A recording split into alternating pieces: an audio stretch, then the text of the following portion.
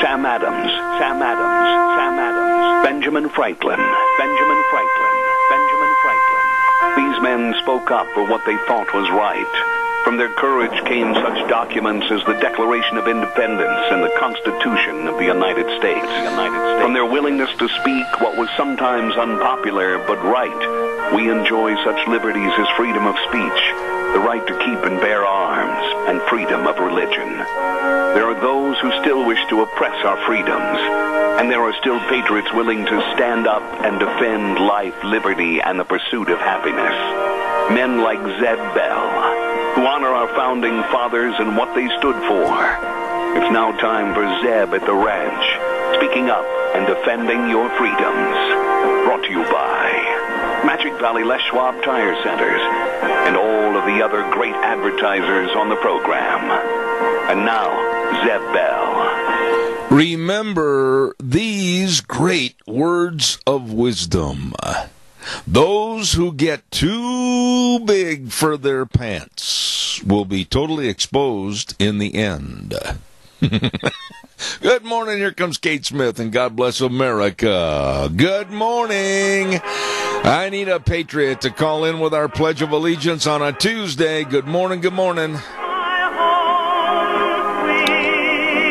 And a good morning to you. I'm Zeb Bell, Zeb at the Ranch, and of course with our major sponsor, and we're so thankful they've been with us for a long time, your Magic Valley Les Schwab Tire Centers, and all 7 locations serving you for the Founders Celebration in honor of Mr. Les Schwab.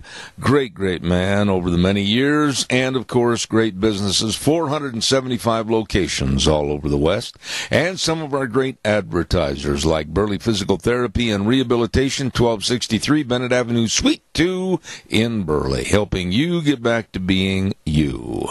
Right now, let's go to the phone and get our Pledge of Allegiance. Good morning. Good morning, Zeb. Yes, sir. I pledge allegiance to the flag of the United States of America and to the republic for which it stands, one nation, under God, indivisible, with liberty and justice for all. Jerry, thank you so much. Always good to hear from you. I appreciate it. Have a wonderful day. And may the Lord bless you and your whole audience. And let's keep on keeping on. We want to keep it going for a long time. Jerry, thank you so much. I appreciate you. You're a dear friend. Hey, let's go to the weather forecast right now. Brought to you by K&R Rental, 256 South, 600 west of Hayburn, right there on the Burley-Paul Highway. And spring is coming. Roger said that. Spring is coming, and I hope he's right. Get ready for all the outdoor cleanup and work. They've got all the lawn and garden equipment that you need right there at K&R Rental, 256 South, 600 west of Hayburn, and the number to call, 678-3122. Right now, here's the weather forecast.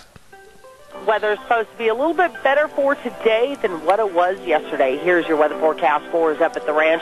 Partly sunny skies as we make our way through the day. Lightly breezy winds out of the west, right around 5 miles an hour. We are expecting a high of 31 tonight, partly cloudy skies with a low 15. Tomorrow, mostly sunny skies with a high of 34.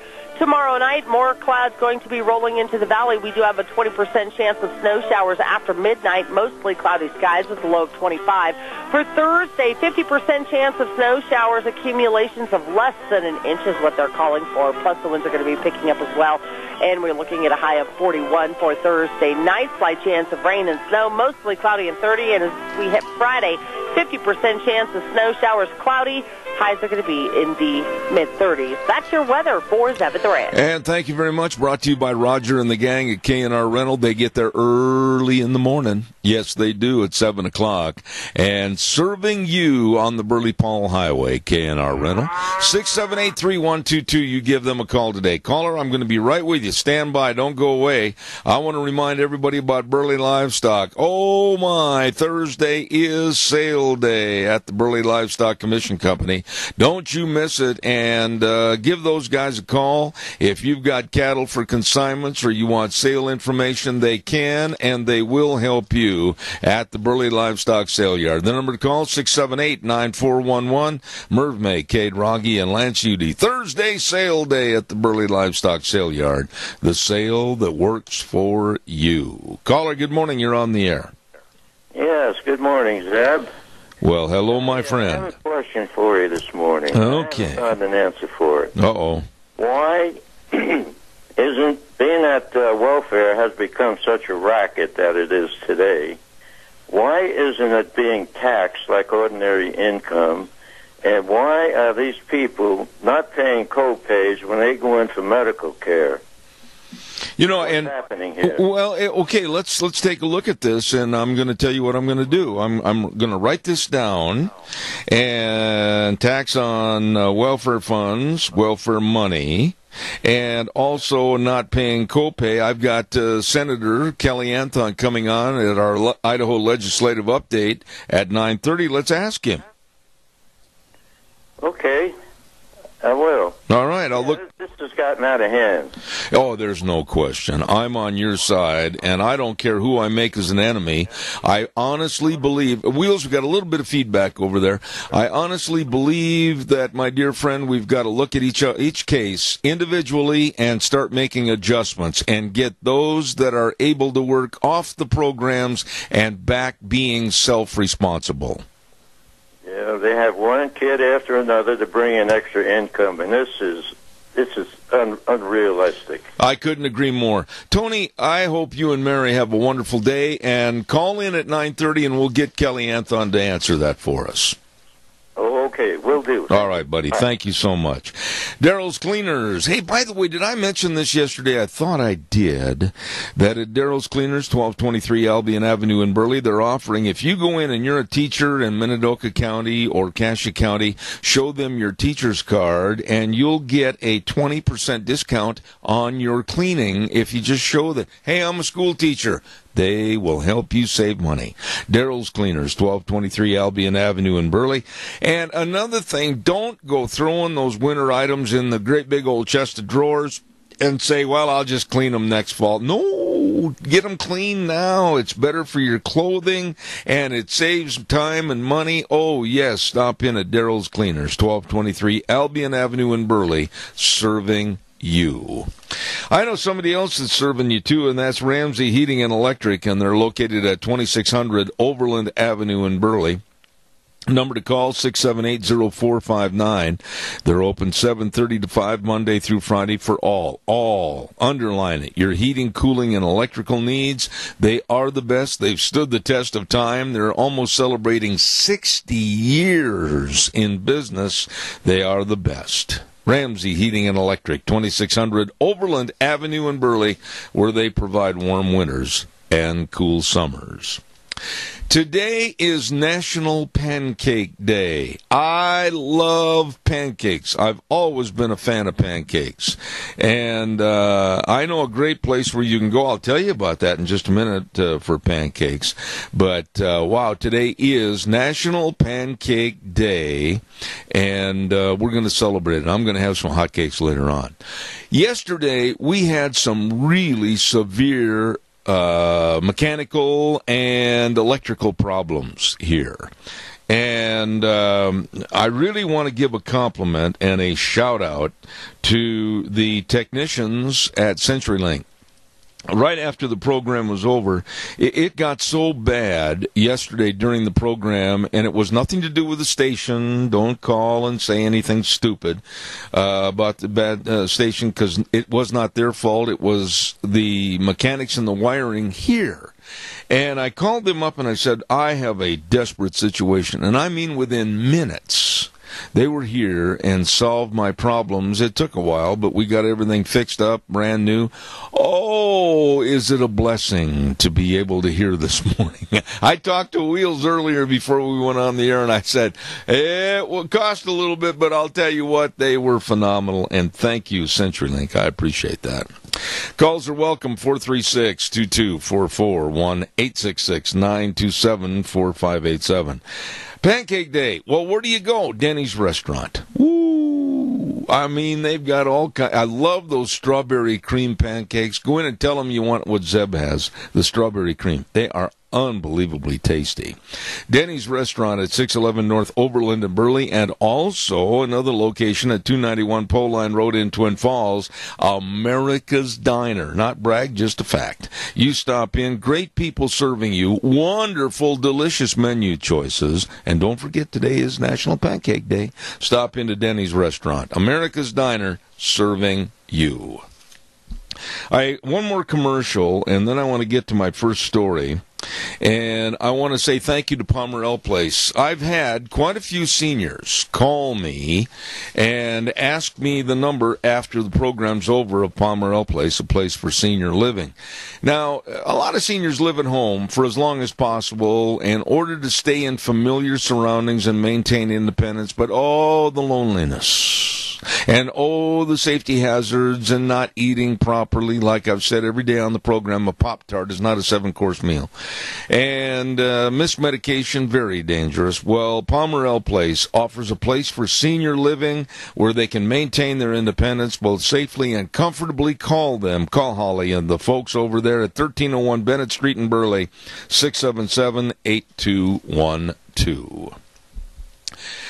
I saw, and you would have really skimmed over it this morning in the newspaper, and I've got it right here, and it is a very, very small letter to the editor. And it was written by a guy out of Fruitland, Idaho, by the name of Larry Grant. And I am going to read this letter to you. It's so short, and I want to get your response on this letter because it made me upset. Okay? The letter says, quote, on guns. The real question is, if you could save a child's life by giving up your AK-47, would you?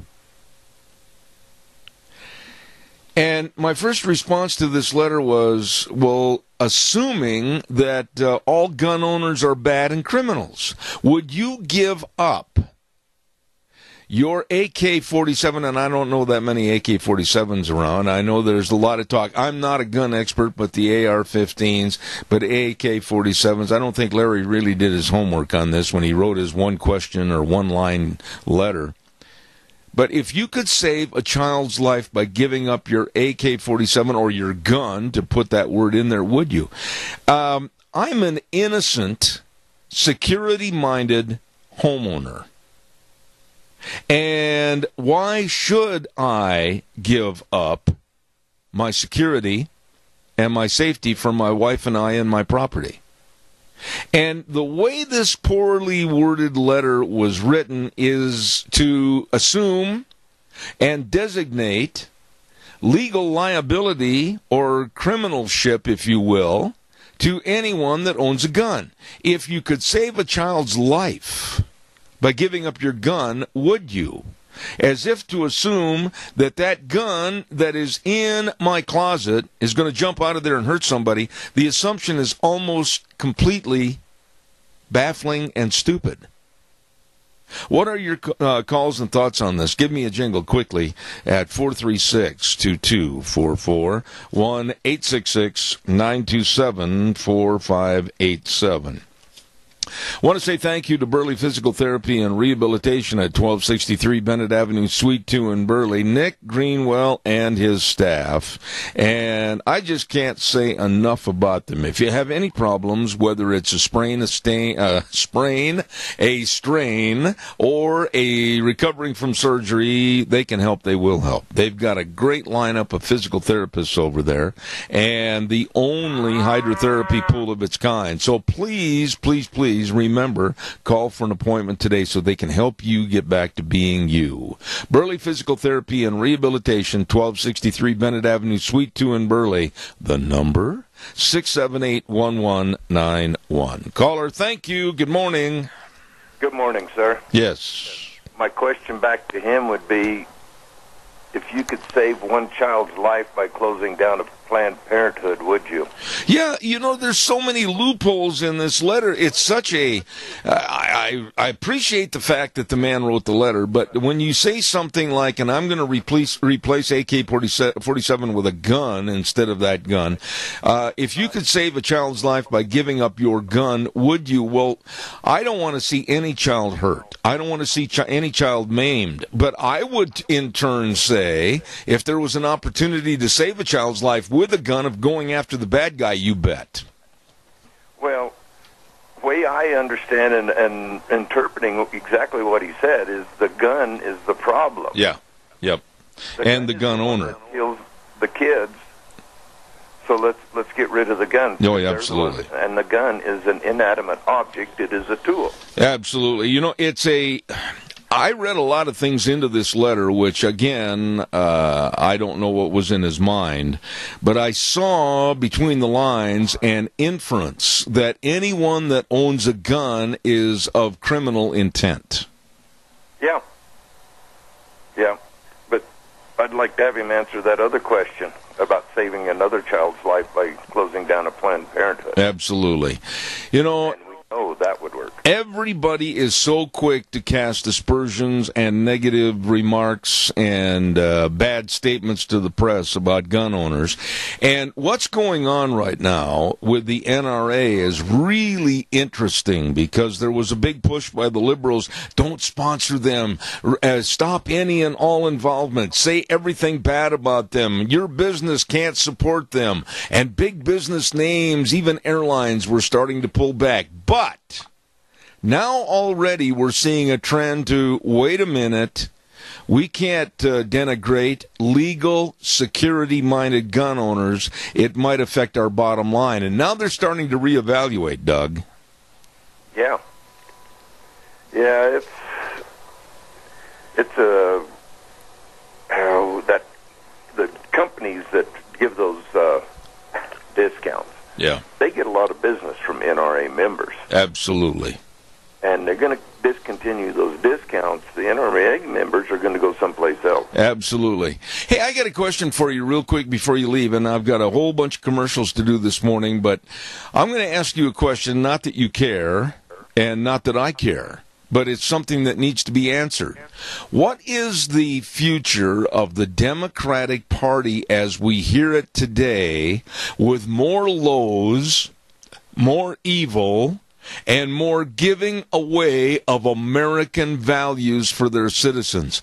Did you know, and the reason I asked you this question, did you know in New York State that they've got a multiplicity of bills that they're going to introduce to give, listen to this now, to give illegal aliens here in the United States the same rights as you and I?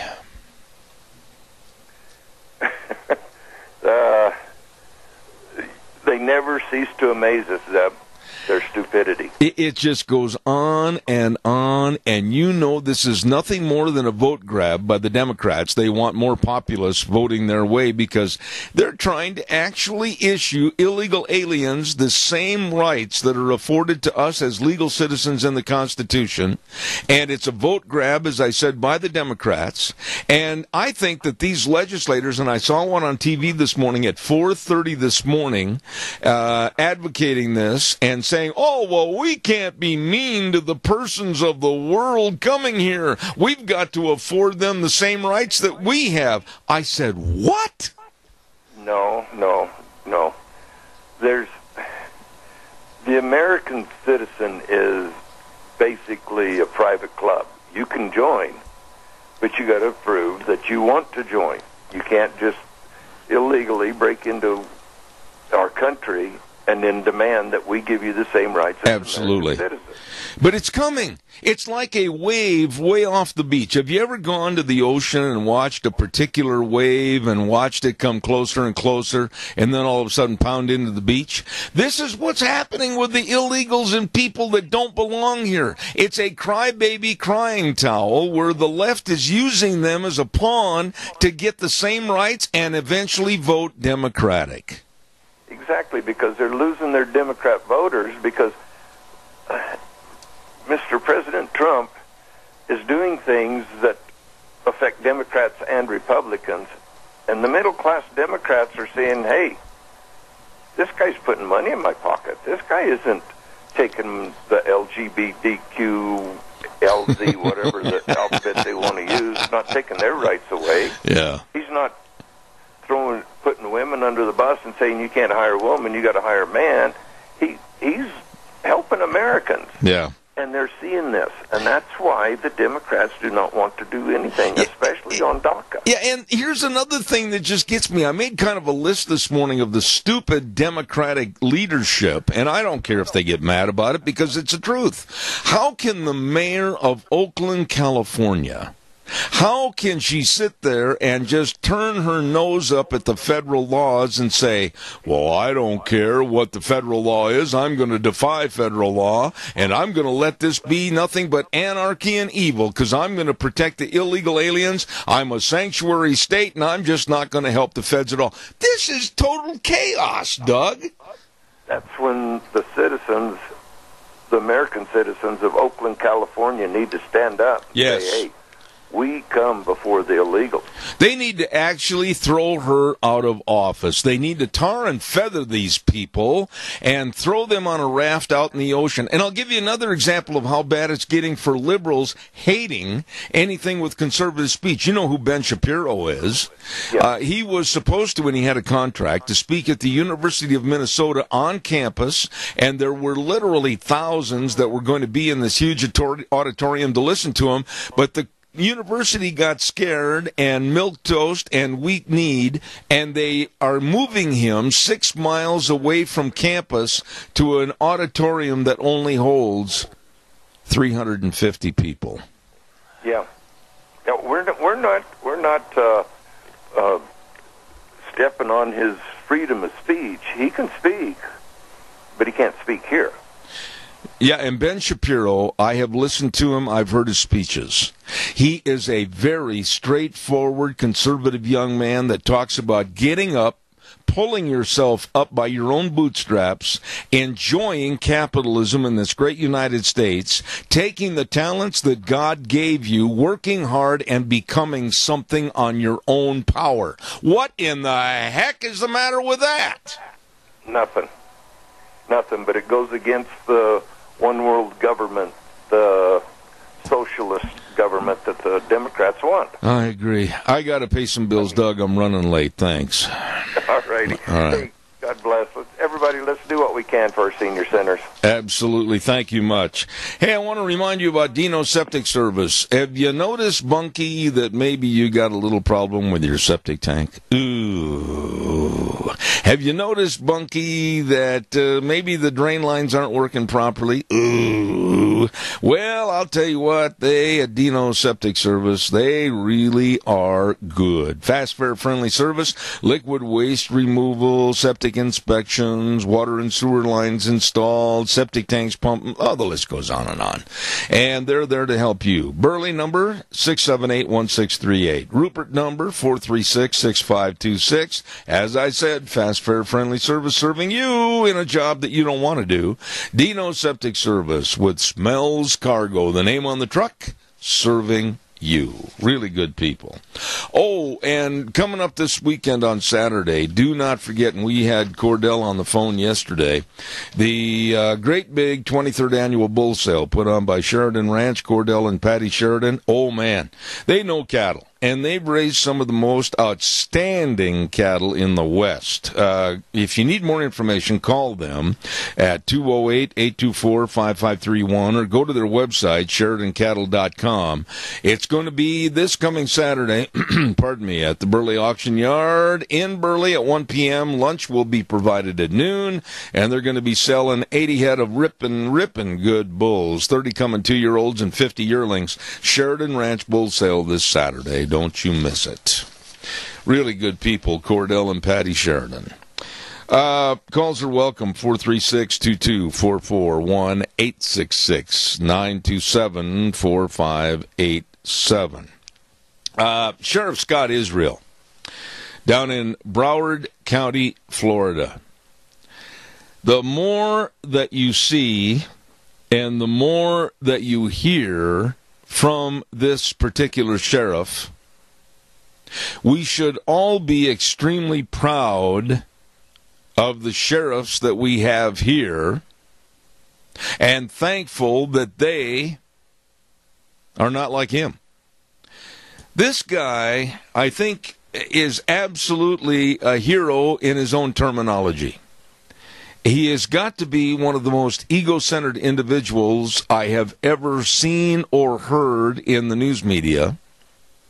And through all the great problems that they've had down there in Parkland, Florida, from the shooting and the investigation and finding out what did happen and what didn't happen, he just came out at a press conference and said, I showed amazing leadership. Now, it's really hard for me to accept the fact, and I know they wouldn't do it, but in the time of crisis or turmoil here, I doubt seriously if you would find any of our county sheriffs with a pride in their job and pride in taking care of their county constituents and everything. They wouldn't say, I showed amazing leadership. You know, this so-called amazing leader, Scott Israel of Florida, is real close to getting a Tony Lama boot into his posterior at about 30 miles an hour. In other words, kicked out of his job. And he is turned into, with a terrible, horrendous situation, an arrogant jackass. And a man that, quite frankly, representing law enforcement, shouldn't. I think you're going to see in the not-too-distant future, hopefully, he will be fired from his job. Calls welcome, 436-2244, 1-866-927-4587. Give me a call. I'd like to hear from you. This next story, if you don't follow it closely, it will absolutely confuse you, but it's so sick and perverted. I thought twice about putting it on the air, and then I thought, no, I'm going to do it because it's a sign of our evil times. And it's about a transgender wrestler that won a state championship in the girls' division. And I'm going to explain this. It's kind of confusing. I'll be with you in just a minute. Caller, go ahead. You're on the air. Excuse me, Zeb. You know, we've had a lot of irrational, hysterical thinking after this shooting, and people are trying to make decisions in the midst of emotions, and it doesn't work. It's the worst time to do it. So people are calling for gun control. The students, and I can understand how they would have such strong feelings, are weeping and crying for gun control and so forth. And it seems like there's a lot of this thinking in our society anyway, like the Democrats not wanting to limit anything, give everybody everything, give them what they want, etc. Yeah. Our whole society is into lousy thinking. But, you know, we can't make decisions in the midst of emotion. It's the worst time to do it. You said something right there in that last sentence that really is worth examining a little closer. Something about lousy timing, and this is a lousy time to make major decisions. I could not agree with you more. It always happens, regardless of whether it was 911 or whether it's been any of these horrific, disastrous killing sprees. Everybody has a knee-jerk reaction as if all of a sudden, after these events took place, they know the answer immediately that should go on the books. And I agree with you. It's the worst time in the world to make a major decision based on nothing more than hyper emotions, and that is what the Democratic Party is depending on. Yes. And we're really in danger doing these things. Yeah. And as to the sheriff, I was wondering how long it would take for people to see through that department that was so cowardly.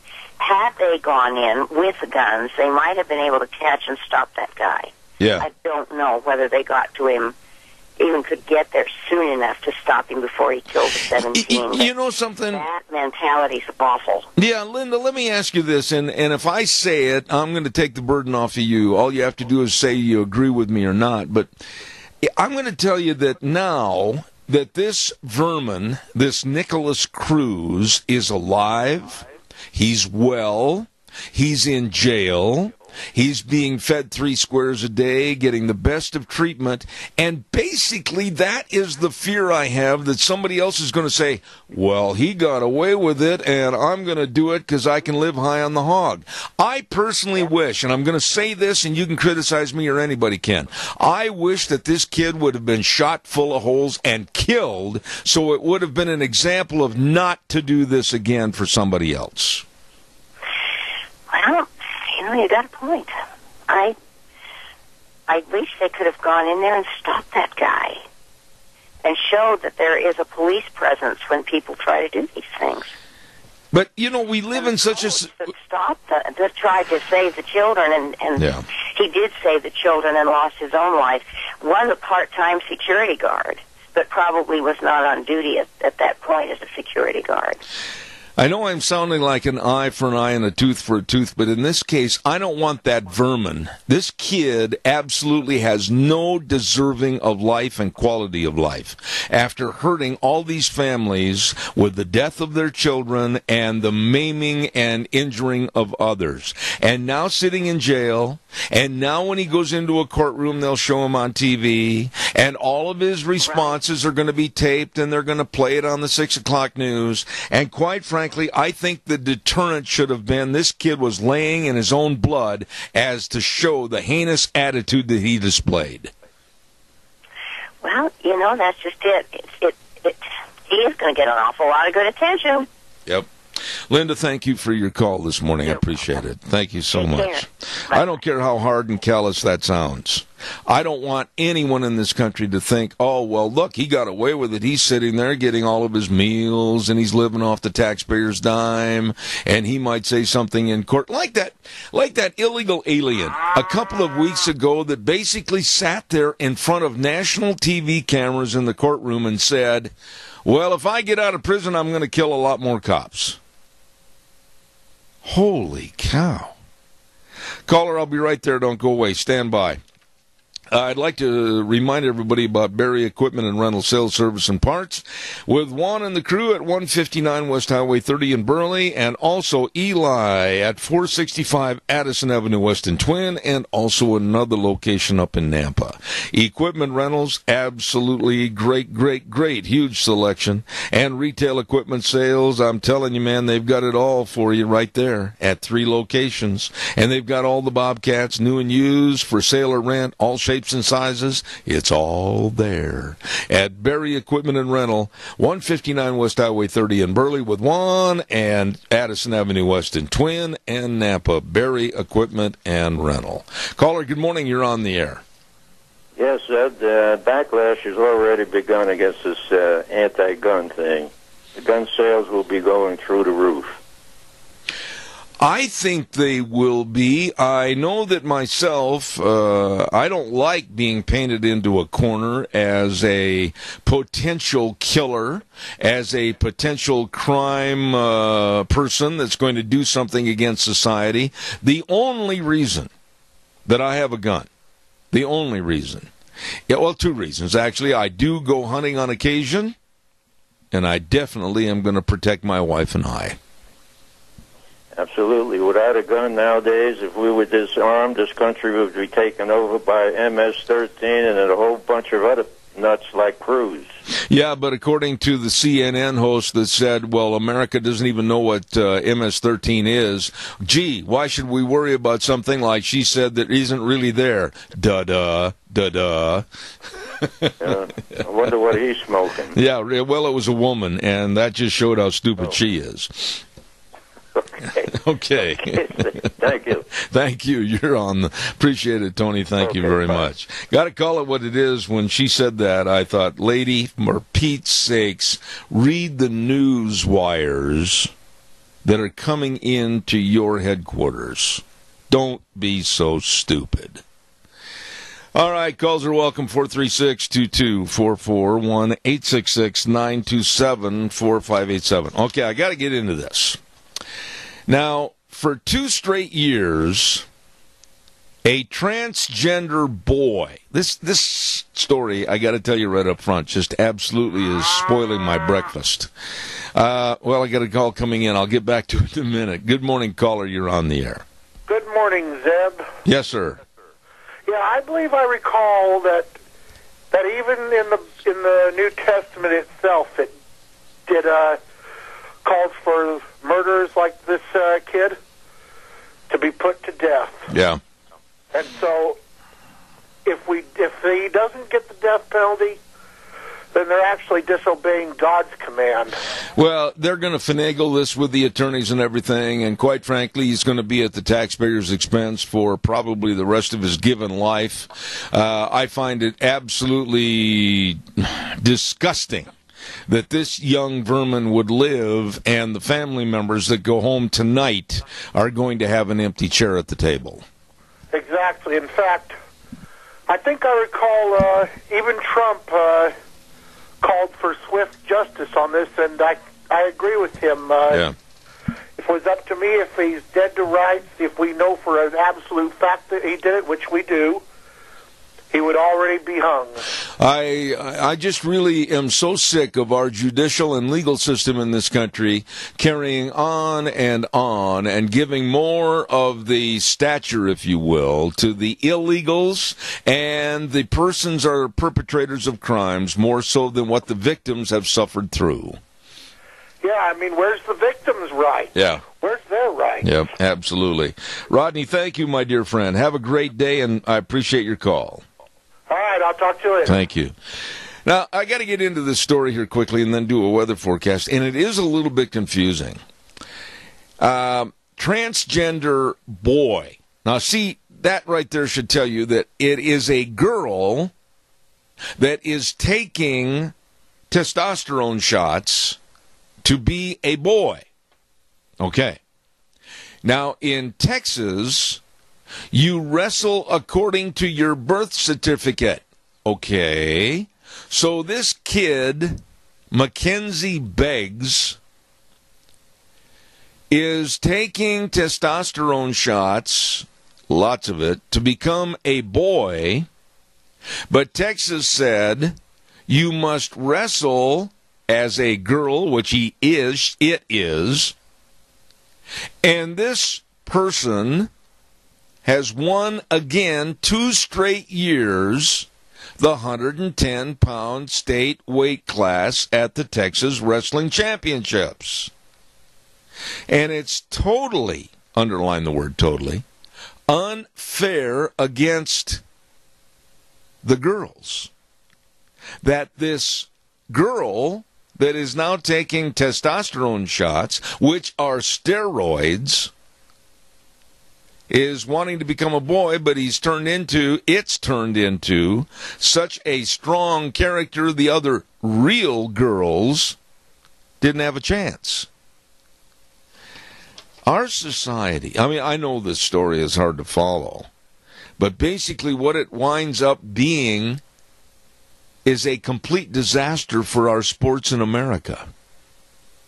A complete disaster for girls' sports in America. And it just absolutely is a slap in the face against sports that should be pure and decent, and now they're not.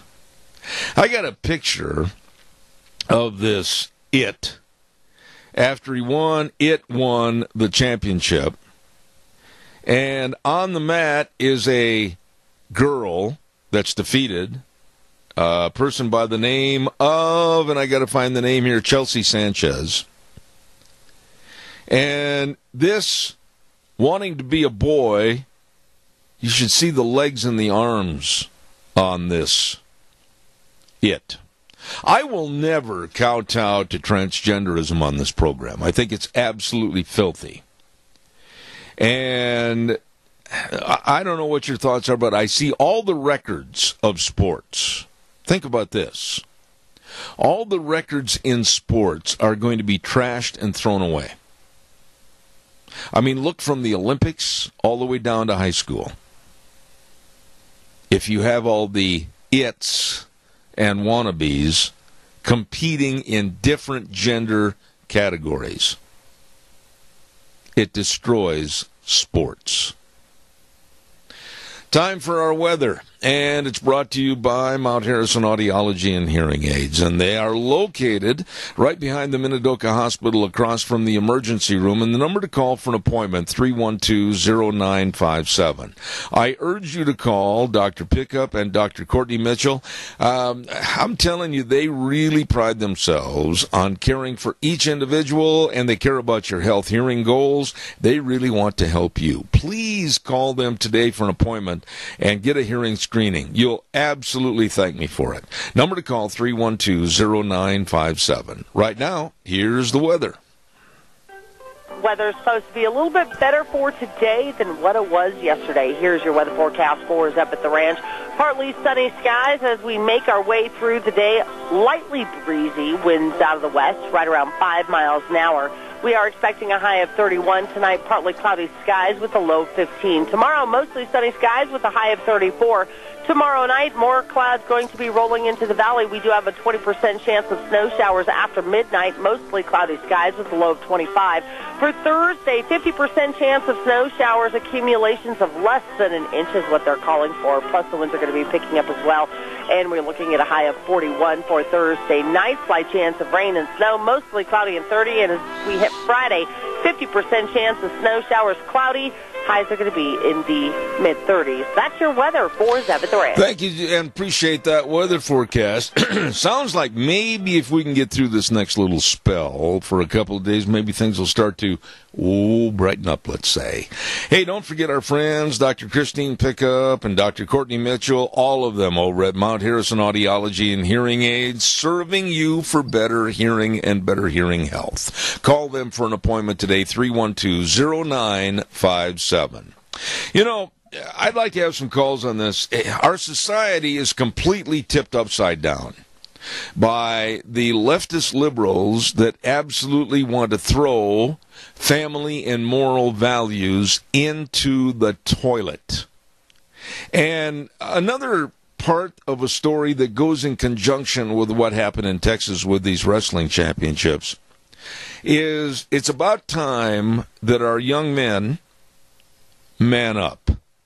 We need to toughen up and grow up young boys into men. Men. Not pimply-faced, noodle-armed, swishy-walking, screechy-voiced wusses. Men.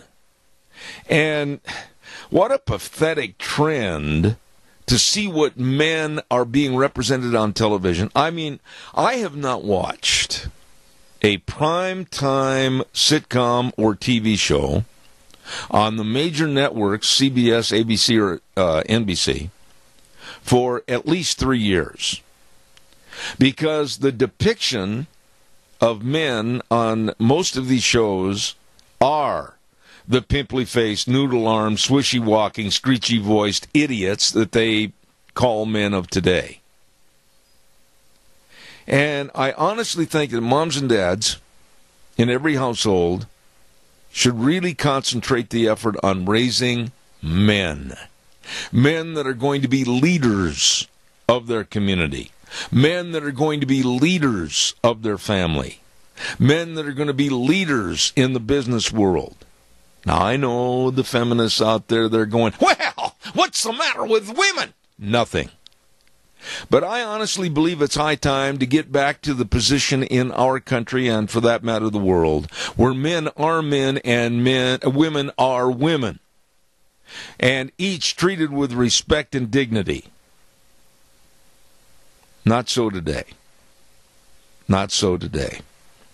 What are your thoughts? Give me a call, 436-2244, 1-866-927-4587. Give me a call, please. I'd like to hear what you have to say. I'll bet you we've probably got a lot of them out there that are going, oh, that's Zeb Bell. We got to get rid of him.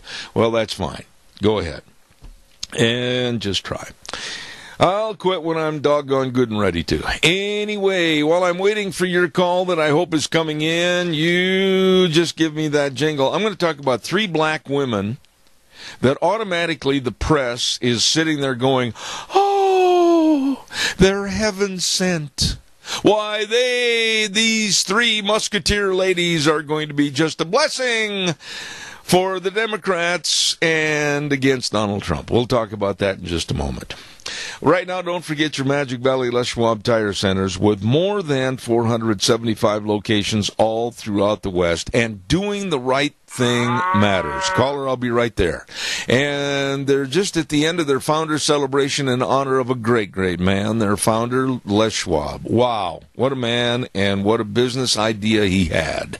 All the great tire buys, and I mean all the great tire buys for your cars, pickups, and SUVs. And don't forget the very best in brake service, highly trained brake technicians, front-end alignment, shocks and struts, batteries, the best of service to you and your vehicle. From your Magic Valley Les Schwab Tire Centers, Lane and Rupert, Dave on Blue Lakes and Twin, Mike and Buell, Mike and Jerome, the Twist family in Paul, Daniel on Poline in Twin Falls, and Randy on Overland in Burley. Yep, your Magic Valley Les Schwab Tire Centers. Caller, thank you. Good morning. Good morning. Yes. Did I lose you? No, ma'am. I am. The lost is not. The lost is found. Here I am. Go ahead. Okay. Hey, I'm calling in response to what you've been talking about because I think I have quite a story to tell. I was the middle sister of 5 brothers in a big family. My dad was a military man and then became a farmer. But when I grew up amongst those brothers, I had to keep up with them so that I could have some fun once in a while. And they planned their whole life around staying away from me. And my mom said I was such a tomboy, she didn't know if she had a 6th son or whatever. But as I grew older, and I found out that my brothers really did appreciate me when I was a little girl rather than a tomboy, and my dad set me down a couple of times and said, you know, you are privileged. You are a woman. Now get your head on straight because you cannot be another boy in this family. It's just not going to work. And anyway, he was pretty strict and he got my attention. And I am so glad because he said, you know, if you're going to be a boy all your life, those brothers of yours, they're going to treat you just like they treat each other. Do you like that? Anyway, I do think that it's kind of interesting in our day. I think too many parents are not addressing the male-female thing, and how come it is so perfect, not imperfect. Yeah. I just absolutely think it's appalling. I think it's against our culture. I think it's against the Bible. That the way we are raising men to be, like I said a moment ago, pimply-faced, noodle-armed, sissy-walking, and screechy-voiced wusses. Wusses! They ought to be trained how to be men, strong men. Well, and I'm the mom of 2 boys, too, so I've been surrounded by boys my whole life.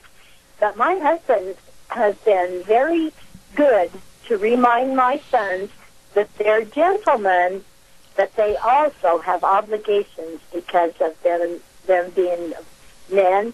They've got to take responsibility for what men do. Yeah, that's exactly right. But, Chris, my whole point of talking about this morning is the respect and the honoring of both of the genders, men to women, women to men, in a society where there is that mutual respect. Maybe opening a door for a lady going into a business, or opening up the car door, or holding her chair. I don't want to see that purged from our society. No, me either. And I think that that's up to the mothers and fathers who are raising these children. Were they respected? Then they need to pass on the lessons. Absolutely. Listen, I always appreciate your call, and I did appreciate that story, and thank you, Chris. You're always welcome here. Thank you so much. Bye-bye. Bye-bye. Somebody said to me here a couple of weeks ago, well, boy, some of the things you talk about, do you ever have to eat crow? And I said, the things I talk about on my program are such that I think about them before I talk about them. I don't have to eat crow. I believe in what I say, and I'm certainly not going to paddle the canoe backwards and apologize. No way. Coming up for the rest of the morning, you know, a couple of weeks ago, we had a young lady on our program by the name of Tudor Dixon, and we're going to have her on at 9:06. Call her quickly. I got 30 seconds. Fast, real fast. Morning, Zeb. I think that when parents at home teach their children and their young men, like you're talking this morning, on how to act and how to behave as a gentleman, I don't think the school has any right or any business, or society, I shouldn't just pin it on the school, to come behind them and tell them that it's wrong. Absolutely not. Kids who are raised that way, they get into college, and then their minds change by not just peer pressure, but by society in general. And it takes strong-willed young men and women to keep their convictions and their morals as they grow older. And I'll let you go. Wow, what a great way to wrap it up for this hour. Thanks, Raleigh. I appreciate it. Right now we're going to go listen to the CBS people mess up everything we put together, and we'll be back in 7 minutes.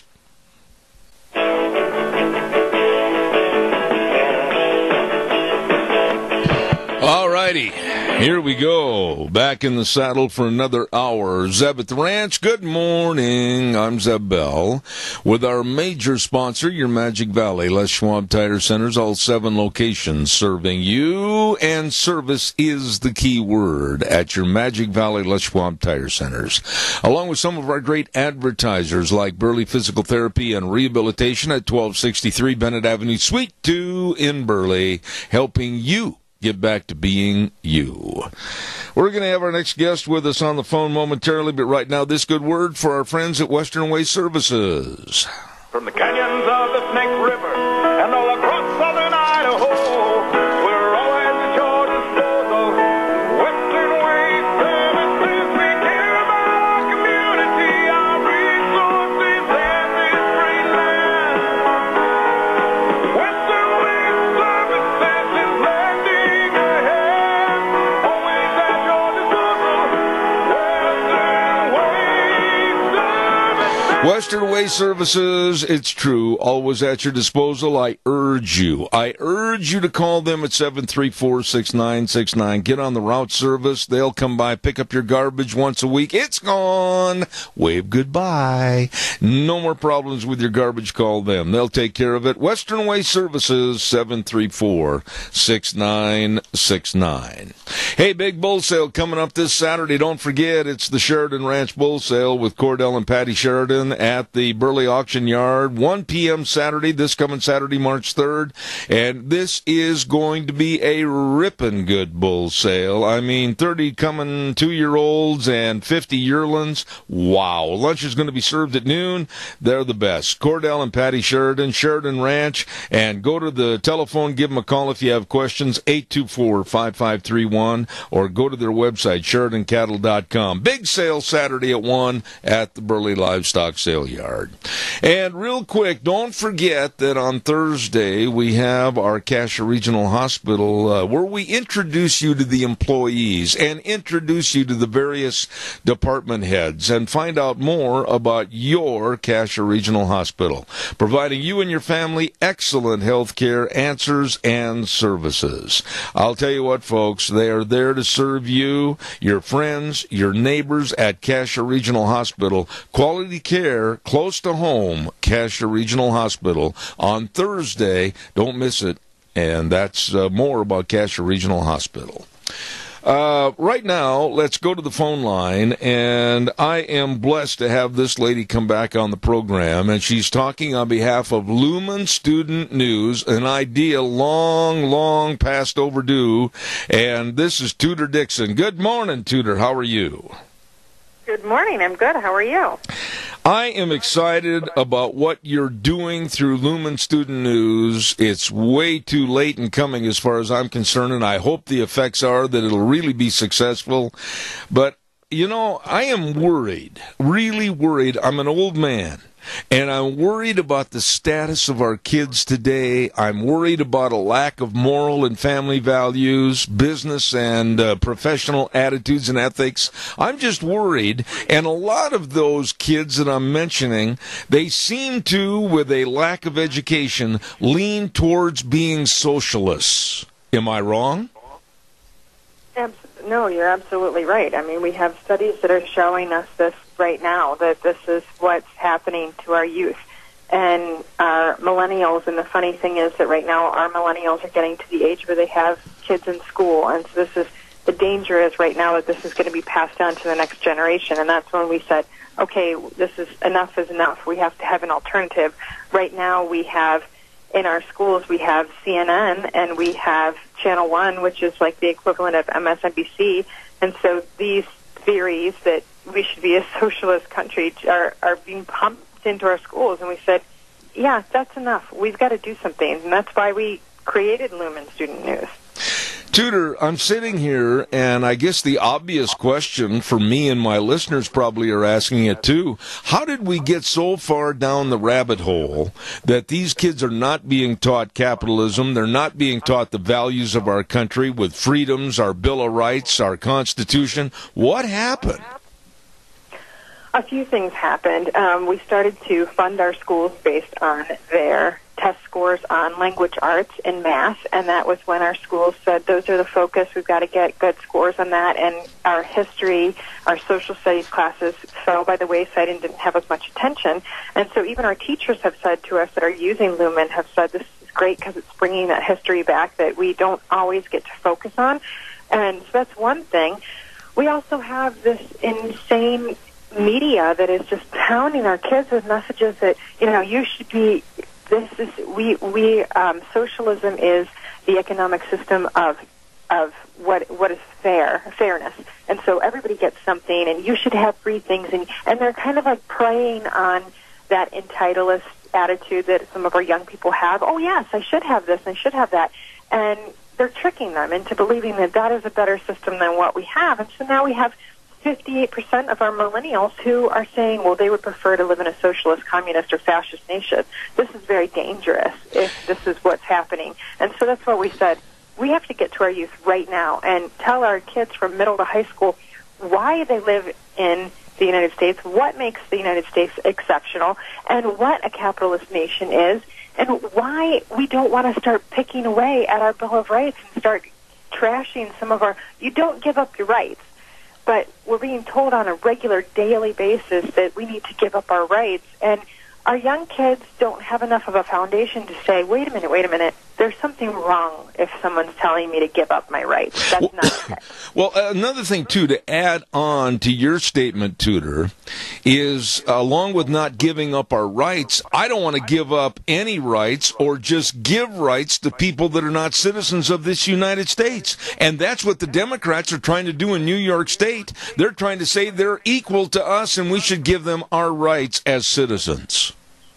Absolutely. Well, it's a funny thing because not only should we give our rights to people, I mean, let's just choose them out of a lottery. Who cares? Who cares who they are? Let's not even check their background. Let's just give these people what we all have fought for, and we continue to fight for because we do have an attack on our rights right now. Give our rights to other folks that we don't even check their background, and then at the same time, those rights that are really valuable to you, get rid of those because those are messing with our government and those are messing with our kids, and they just want complete power. People are. Oh no, Wheels! What happened? Where did she go? To be honest, I'm not sure. I wonder if her phone line... All right, quickly try to call her back. I'll do a commercial while I'm waiting. And all of a sudden, that phone line went dead. I believe it is a cell phone, so hopefully we can get her back, and I will look forward to it. Very interesting lady. While we're waiting to try to reestablish that phone call, Hanson Mortuary at 710 6th Street in Rupert with our dear friend Joel Heward, the manager, his family, and his staff. Always treating you and your family with the highest highest ethical standards with unquestioned integrity. I urge all of us, myself included, get the information on the pre-planning of funerals so it alleviates and eliminates the stress and the worry by the family. All that information can be obtained by calling Hanson Mortuary at 436-5636, and they're located at 710 6th Street in Rupert. And Joel Heward also serving you and your family at Morrison Payne Funeral Home on East Main in Burley. Let's check back with Wheels. Do we have the lady back on the line? No, I just tried calling that number and it just goes straight to voicemail. So I'm wondering if her phone died. Well, keep trying. Keep trying, okay? I don't want to miss this interview. I want to get her back on the air and certainly hope that we can reestablish that phone line. Sometimes, all of a sudden, out of the blue, bingo, the phone lines are gone. It almost makes you think that there's a liberal gremlin out there that is trying to cut off all these calls. It almost makes you think that. Again, while we're waiting, trying to reestablish the phone call with Tudor Dixon, I want to remind you, too, about Cameron and Siemens Insurance, life insurance, health insurance, retirement planning, and employee benefits. All of this and more with the professionals serving you, your family, and your business. All you need to do is make an appointment at 436-4424. That number again, 436-4424. Cameron and Siemens Insurance, the professionals serving you. Wheels, do we have that lady back on the phone? Yes, sir, we do. She called back in. All right, thank you. Tudor, all of a sudden the line went dead. I'm so sorry that it happened, but we were talking about liberalism and how they just want to give away everything that my father, my grandfather, and all my family fought for with blood, sweat, and tears, and to give it to non-citizens, illegals. I find that so apprehensible. Those are fighting words. They are. They're trying to give it, well, and they don't even want to vet out these people. This is just, let's just hand it over, bring them in, and look at what, and bring in people from anywhere. And we actually have evidence of what this is doing in countries over in Europe. Why are we not talking about that? This is not okay. We are not going to take what we have and give it to people we don't even know what if you want to be an American, if you love this country, if you think this country is exceptional, become a legal immigrant. Yeah. One of the things that really bothers me about our society today, and I don't care whose toes I step on, if you want to get in the dance, then protect your feet, is that we're raising a society of kids that don't know what they are. In other words, we've got so many genderisms that makes my stomach roll over. We, according to the Bible, have male and female, and now that's being denigrated and being cast aside. And these kids are so totally confused they don't have a clue. How wrong do you think I am? No, we actually just had someone contact us today and say, my son is being told that it might be okay to experiment with boys before girls. And oh my! It's shocking to me. I'm in the school, and I'm like, wait, I can't even comprehend I can't even explain to you the instinct as a parent to take my child. And this is why we're starting to see so many people homeschool. This is not okay. We don't want these messages to come from people and go to our kids, and that this be normal and mainstream. This is not mainstream. This is not normal. This is not behavior that we want our kids to start going out and exploring. No, we have enough out there that we are trying to protect our kids and teach our kids about. This is not the place of the schools or anybody around our children to be sending them these messages. So we have these messages coming in through media because the left, they have a much better reach when it comes to, social media, and they have news in our schools right now that are pressing these issues, that are talking about transgender, that are talking about multiculturalism, that are pushing their agenda on our students. We need an alternative that is just telling kids facts, giving them news, talking about their country. We should we live in this country. We should love this country. We should respect this country. Why is that a hard concept? Yeah, and I'll tell you something else. Our voices, yours with Lumen News, your own personal voice, or whether it is anyone else that is standing up for what's right, what's moral, what's of family values, they're trying to shut us up. And I'm going to scream all the louder. But the thing I want to get back to a little bit is education itself. I mean, when I was in school, we stood for the pledge, and nobody even thought about sitting down during the national anthem with class assemblies or whatever. I mean, it never even crossed our minds. But do these kids today, whether they're in elementary school, high school, or even college, do they have any sense of knowing that with socialism they have no personality? They're not going to have any being that reflects their soul. They're not going to have anybody fighting for them because everybody's going to be treated the same en masse. Do they really understand how devastating socialism can be? No, absolutely not. That's not, because they're being told that if you have a soul, you have to be socialist. Socialists are the loving people. They take care of everybody. It's a sham. They're lying to our kids, and our kids are saying, oh, why do I want these rights? These are hurting people. I need to give this up. I need to give more control over the government. It would be good if the government were in everything I did. That is not what this country was founded on. There are reasons that our forefathers said, our founding fathers said, this is not going to be how this country is, because people think this is outrageous. Like, oh, well, that was years and years ago. Governments are not, people have not changed that much. Governments have not changed that much. They knew what they were protecting us from. There are reasons they made the Constitution and the Bill of Rights the way they did. And our kids need to learn that so that they can see that, I mean, when people come over here on a handmade raft from Cuba and die on the way, do you think that's because it's great to live in a communist country? Yeah, and Tudor, I guess I'm just an old man that gets so upset as to the stupidity of our teachers and our education authorities allowing this kind of garbage to be taught to our kids. Stand by. We've got a caller with a question, and then I want to phrase another one for you. Go ahead, caller, quickly. We're short on time. Yes, good morning, guest. You're a very knowledgeable person, and that's something I'd like to know. Welfare has become a racket in this country. Why is it that it's not being taxed by as an income? Tudor, I don't... It's not being taxed as an income because it is our taxes. It's being stolen from us. That's exactly right. And given to people. So it's not an income. It's a gift. And if our millennials have their way, then we're all just giving gifts to people. And guess what? Eventually, there's no gift left to give. Right? Absolutely. Tudor, have you had a chance to go into the schools and just sit there in the back of the room and listen, whether it's a history course or whether it's a social studies course, or I don't care what course it is, and perceive and try to emulate and imitate what's going through these kids' minds? What are they absolutely being fed as garbage? What do you know about this?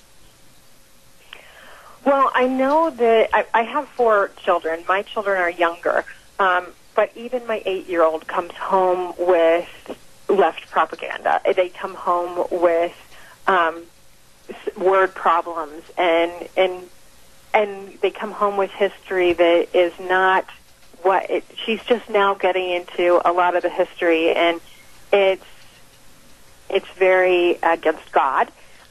So we like to cut God out of everything, and that is the scariest thing to me, is that it's not just subtle. They're very actively saying God does not exist in our schools. Okay, now I want to pursue that. I want to pursue that a little bit, because that is where you've raised the flag, and I'm ready to really fight. These teachers of today, of basically the millennial age, going in front of our classrooms and teaching our kids, pardon me, are they actually coming out and denigrating and denying and belittling anyone of faith in their classroom? I think it's, I don't know that they're belittling and denying, but I think that that the generation of millennials, we know that they are the least likely to go to church, and they've stepped out of the church. And so I think that they're getting this curriculum and they're going with it, and because their faith is not strong, and because they're in that mode of questioning and walking away from churches. We know from the Bible that the church is important, not because you're going to learn so much on a Sunday morning, but because that act of gathering and worshiping the Lord together is a very crucial part of being a Christian and being involved with the Lord. And so by walking away from that, that's not strong. And so I think it's easier. But the millennials are the age group that it's easy to attack because they just don't have, I'm on the top end I'm just outside of that generation. And even I look back at my high school, it was optional to take American history. I didn't have to do that.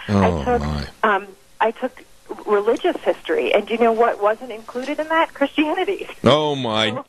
Oh. I'm just appalled at this. Don't have that basis. Yeah. Tudor, with the way teaching is going today and education in general, and God bless you folks with Lumen Student News, I hope this grows in popularity. But these teachers and the way that they're teaching in the major metropolitan areas, be it New York, LA, Chicago, whatever, basically are they giving these kids any sense of a future? Are they giving them any sense of career goals? Or are they treating them like lumps of flesh that once they leave the class, goodbye, we don't want to let the door hit you in the butt? I think that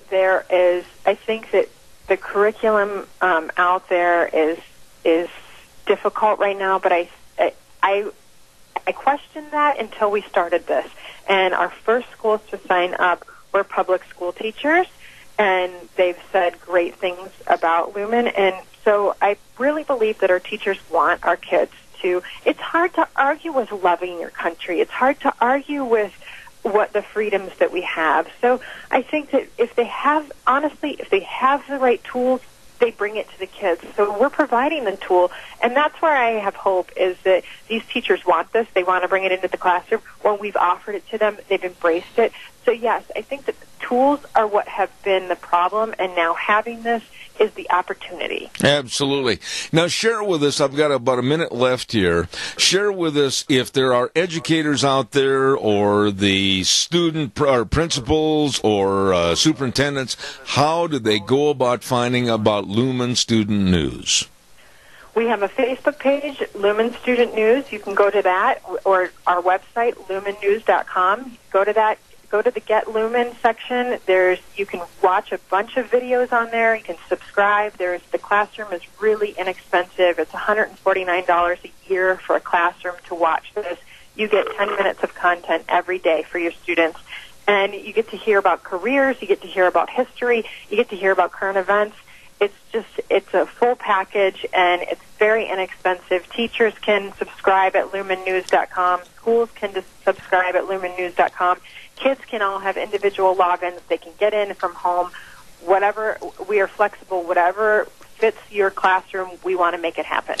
Real quick answer on this, short answer on this, please. How do you discern the content on a daily basis? It's interesting. We have contributors from New York, California, and the Midwest. Great. We all bring stories to the table. We all sit down and say, okay, how do these stories match up to our value statement? If you go to our value statement on the website, you'll see what we believe in, what we think is important for kids to know, and we go through every day and we discuss it, and then once we decide, our reporters go out and research that, and that's how we bring the stories to the kids. You know, I am going to have you might as well know this right now, Tudor, I'm going to have you back many, many, many more times in the future. I absolutely believe in what you're doing. I stand behind it, and thank you for coming on the program. Thank you so much. All right, God bless. Tudor Dixon with Lumen Student News. America has to change, and they're doing all they can, and I appreciate it. I got to pay some bills here real quick, and then we'll go to our next guest. I want to remind you, too, about, I lost it. Here it is, Lee's Furniture, Floors, and More, with Jeff and the rest of the crew. Now, just step back and look at your living room. Oh, you need a new carpet. Ooh, you might need a new sofa. Ooh, you need a new recliner. I do. And all of this and so much more available for the sprucing up and the beautification of your home. Oh my goodness, and you go in there and they've got the expert people working there that know exactly what to suggest. Oh my, I mean, whether it's furniture or tables or chairs or couches or carpet or flooring, holy cow, they've got the knowledge. And they can help you. At Lee's Furniture, Floors, and More, 459 Overland and Burley. You stop in and see those good folks today. I know some other good folks that you really need to get to know and have some fun. Have some fun at Let's Ride. Oh, my goodness sakes, 270 Highway 24 between Rupert and the World. They've got the best doggone service department around. Tyson and the rest of the crew over there. I'm telling you, it's time to get your four-wheeler serviced and ready to rock and roll for spring. Yeah, do it now so that you're ready to go. And all you have to do is call, make an appointment, get them over there. They absolutely can help you. Along with that, they've got all the four-wheelers if you've never had one. And, I mean, they've got a showroom just chock full of fun for you to take a look at and own. Stop over and see Nick and Randy and all the accessories, too, at Let's Ride, 270 Highway 24 between Rupert and the World. Let's Ride, where the fun is sold. Right now, on Tuesdays, during the legislative session, I'm very blessed to have Handy Truck Line sponsor our Idaho Legislatives Update. And Clay Handy just jumped right in when we asked him if he wanted to sponsor this segment. And he's very proud of the good men in our area that continually go to our legislative session and support and help the state of Idaho. And we're very proud of Handy Truck Lines, providing transportation services to Idaho and the surrounding states with terminals in Pocatello, Meridian, and Salt Lake City, Utah. And they are celebrating their 90th year in operation. Congratulations and kudos to Handy Truck Lines in Paul with Mr. Clay Handy. Thank you so much. With me on the radio this morning is a gentleman that I have the utmost respect for. I find him to be absolutely the caricature of a politician that we want and need serving our state, and that's Senator, good friend, too, by the way, Kelly Anthon. Good morning, Kelly. How are you?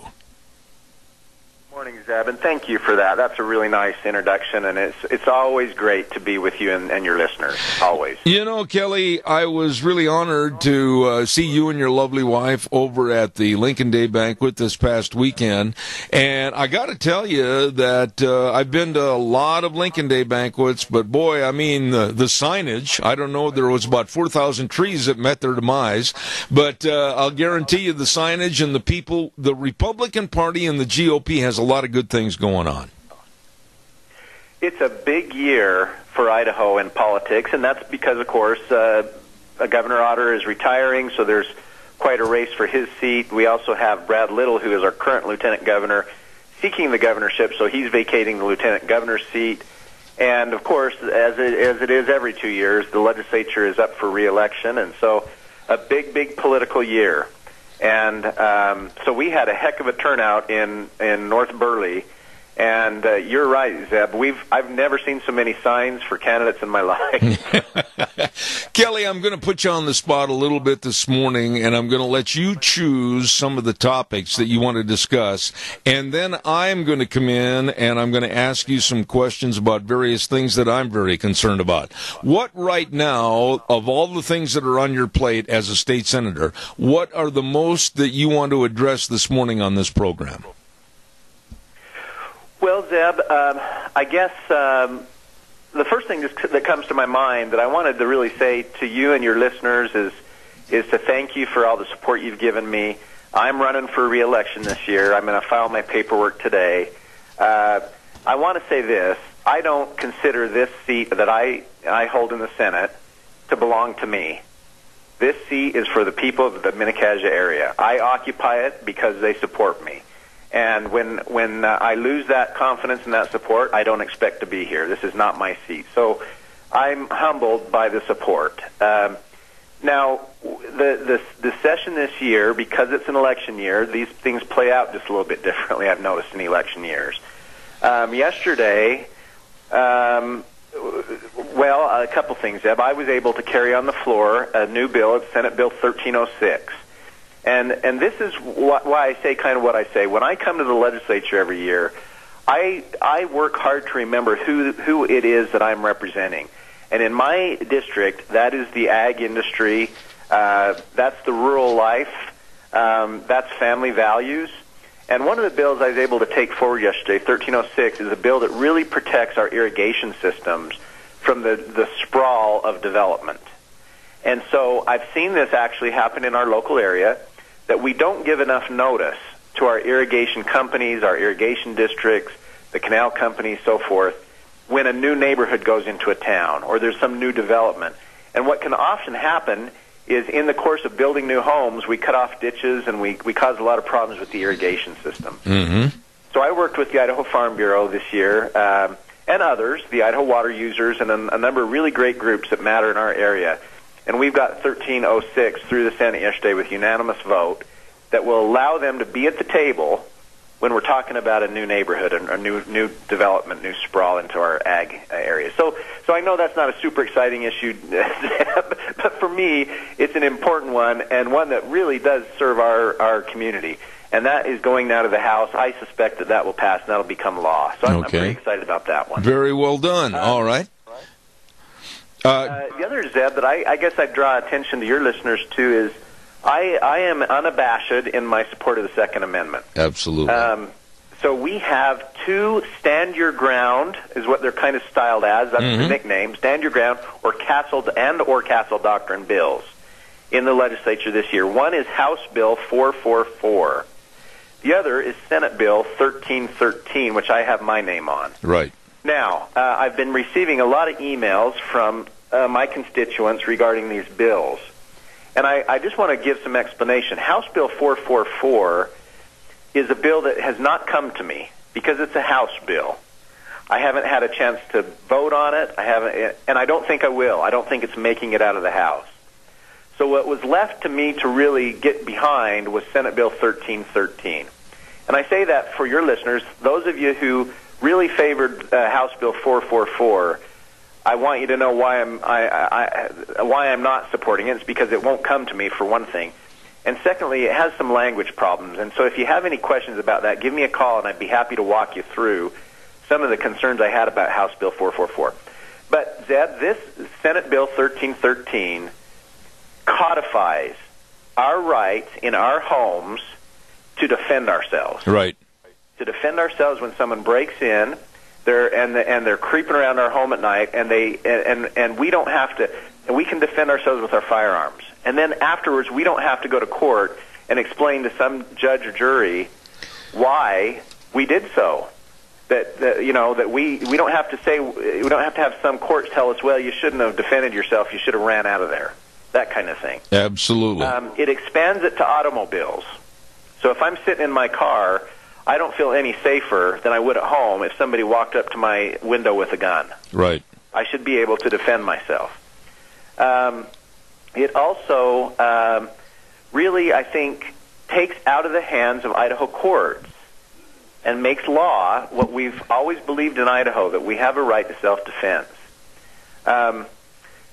And so that's a bill that's working its way now, Zeb, onto the Senate floor. It came out of the committee I sat on. I was happy to support it, Senate Bill 1313, if you want to look at it. I know that some of your listeners have concerns about guns. I'd be happy to visit with them too, but I'm proud to support the Second Amendment of the Constitution. Well, I want to jump in here, and I want to say this, and I'm absolutely happy that you are supporting this Senate bill. But on the other side of the aisle, however, Senator Michelle Stennett has come out and condemned this, that said that law could lead to impulsive and unnecessary shootings. And she said, and I quote, "I would hope that if somebody is going to kill somebody, they would take a second to wonder whether it's a good idea or not." And right there, it tells me that Michelle Stennett's never been in a life and death situation that you have to act immediately for the protection of your life, your wife, or your children's lives, and that waiting just a second could absolutely cause you eternal harm in your own home. I'm very upset about her comment on this bill. Well, listen, I believe in personal responsibility. And when you break into somebody's home in the middle of the night, I don't know why you would put the onus on the homeowner to take care of that person. That's right. I understand that we should be very careful about human life. I believe that, and I certainly wouldn't want anybody who is not doing something that they shouldn't be doing, or even if they're doing something they shouldn't be doing, to necessarily be killed. But this whole approach is to crime, and this whole approach to defending ourselves is a problem, in my opinion. Absolutely. I believe that we have the right to protect our families, to protect our homes, and to not be burdened with being blamed when we do so. So the whole approach I don't agree with, and I don't believe either that when we create a law, it creates the problem that's being suggested. In other words, just because we put a law in the books that says you can defend yourself doesn't necessarily mean that you're going to go out and kill somebody. Absolutely. Absolutely. Yeah, I mean, people are very... people have a right to defend themselves. That's all I can say to it, Zeb. And I'd like to go a step further on this, Kelly, is that I'm very concerned that today people in rural areas, whether they're out feeding their livestock early in the morning before they go to another job in the dark, and there are people of criminal intent on their property that want to do harm and do malicious acts. I mean, we have got the right, we should have in this great country, to protect not only our lives, but our family lives, but also our livestock and our property. This has got to be the way it should be. Well, I will tell you that Senate Bill 1313 does continue on with the current statute, which gives you the right to defend your property. It also expands your right to defend your workplace. But, this is a hallmark of American culture. It's a hallmark of American thought, and that is that from the days of our founders, they had encountered a government that was oppressive, and they encountered a time which was difficult, and they decided early on that as Americans, we have a right to possess a firearm and to protect our homes and our families. This is, to me, a non-negotiable aspect of being an American. Absolutely. And so I appreciate concern that anybody would misuse any authority that they've been given, or misuse a firearm for that matter. But that's not what this law does. This law just codifies and makes sure that we understand and that our citizens understand that they have a right to defend their homes, they have a right to defend their property and their children when the time comes. Absolutely. All right, we've got about 10 minutes left, Kelly. Anything else on your plate that you really want to bring forward this morning? Well, Zeb, I've got a lot of other things in the works. I'm working on some more land use bills. This morning I have a very difficult bill I'm going to be presenting on the floor of the Senate with regard to crime, even a topic I'm not real comfortable talking about on the radio today because it's some of those kinds of crimes. But that lot often falls on me because I've been a prosecuting attorney in the past. I am an attorney, and so when those difficult bills come forward about crime, I, for whatever reason, get nominated to take them to the floor. So if you're interested in that, that's going to be, I think, on the floor this morning. You can tune in and listen to that. But listen, it's a great, great place that we live in. And it's these American values that we've talked about that make it a great place to do business and to raise a family. I'll tell you one other thing, Zeb, just along those lines. I think we're going to see some tax relief this year. I think most Idahoans, even in my district, tell you we don't have too high a taxes. But I think when we have an opportunity to keep the government efficient and run on a minimal budget, that we should return some of the money to the state as long as we're keeping our infrastructure and our roads and some of those things up. So right. I suspect there's going to be a tax bill this year. And Kelly, one of the things I wanted you to touch on, and it's a passion of mine, is the 2012 hidden in the dark of night through the Obama administration, the executive order, and now the mandate going through on the electronic logging device, which would really hurt private people trying to enjoy a lifestyle out here in the West, and for that matter, all across the United States, and turn their vehicles and their driving into a commercial venture. I'm against it. I'm going to fight it, and I want you to know if you have any updates on how we can get a repeal of that ELD law. Well, thanks, Zeb, and that's an issue that you brought to me, and I'm glad you did, because this is an example of the government in overdrive. They're doing things and affecting people in ways that just don't make any sense.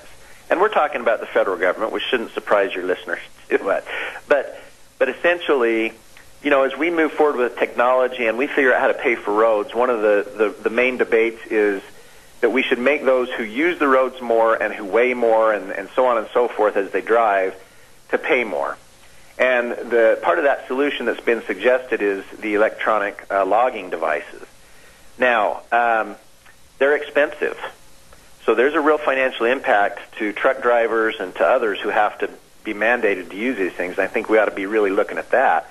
But what's gone is the minutia of it, where they say to people who are hauling a load of horses down the road, you're going to have a CDL now, an electronic logging device in your automobile, and so on and so forth. And that's ridiculous. And so I've actually chased it down, and I know you have too, Zeb, but I've chased that down with Senator Crapo's office.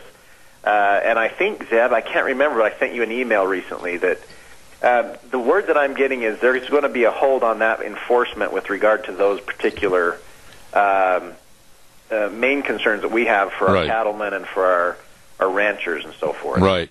But, you know, the fact is, it was a mandate that went into effect in December of 2017. Thank you, Barack Obama.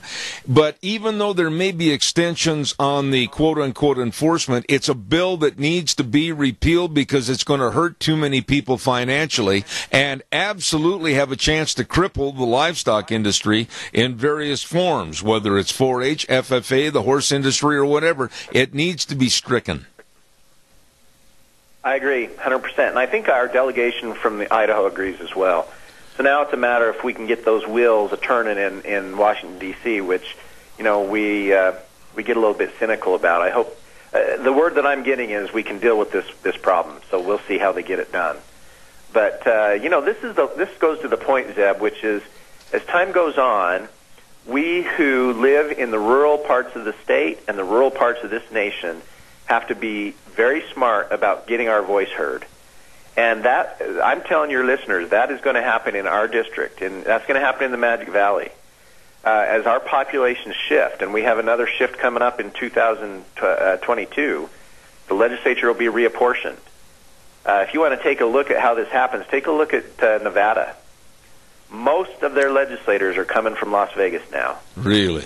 That's gonna be a trend we see in Idaho. So we have to be very smart to get people who care about agriculture, care about our Western lifestyle, and those things to stay in the legislature and stay in state office. Well, let me ask you this, Kelly, and you're far smarter on this issue than I am. Recently, I was following some stories in Pennsylvania about redistricting, and basically the redistricting was set up by very liberal judges, etc., that said, oh, we've got to get more power to the Democratic Party, and they reconstructed this. Is this a movement that's going on across this whole country, is to basically give more power to the liberal, the cities like L.A., Sacramento, etc., and create more of a liberalized vote? What's going on here? Well, I'm not in the rooms where the liberals are talking, Zeb, but I can tell you that what we have seen in Idaho is there's always a kind of a dogfight over this redistricting. And part of the problem has been that our board that goes through the redistricting process has an equal number of people. So there's often deadlock between the Republicans and the Democrats, and then the courts end up making decisions. And so I think one of the things really this year that you're going to see at least discussed in the legislature, and you're seeing that happen, Representative Lurcher and Senator Marv Hagedorn, who you know has been working on this issue a little bit, is, you know, how can we do a better job in Idaho of redistricting and reapportioning so that we really aren't playing those games and that those politics are managed in a way that's beneficial for Idahoans. So I think you might even see some legislation in the next couple of years, Zeb. Okay. I had a caller earlier this morning, and I thought rather than address this on my own terms, I would have the question put to you, and you could give it in political terms because you're closer to this than I am. A caller called in and he says, hey, how come we can't tax welfare recipients, and why do they not have to pay copays? Why can't we make them more responsible for the money that we give them? What would your response be? Well, the answer is there's no reason why we can't do those things. Now let me qualify that, because when we receive a lot of those welfare dollars in the state of Idaho, and this won't surprise anybody, they come with strings attached from the federal government. Same thing with education dollars. Same thing with a lot of the dollars that we come into the state from. Probably all of the dollars that come into the state from the feds. And those are your tax dollars, of course. But by the time they trickle down into Idaho through the federal government, they're telling us how to spend them and what the program looks like for the most part.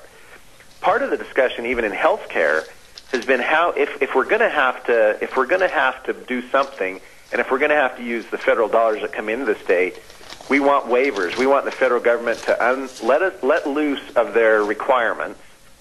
Let Idaho find Idaho solutions, because I am confident that we can do a better job at this kind of thing. And you're pointing out one of them, Zeb.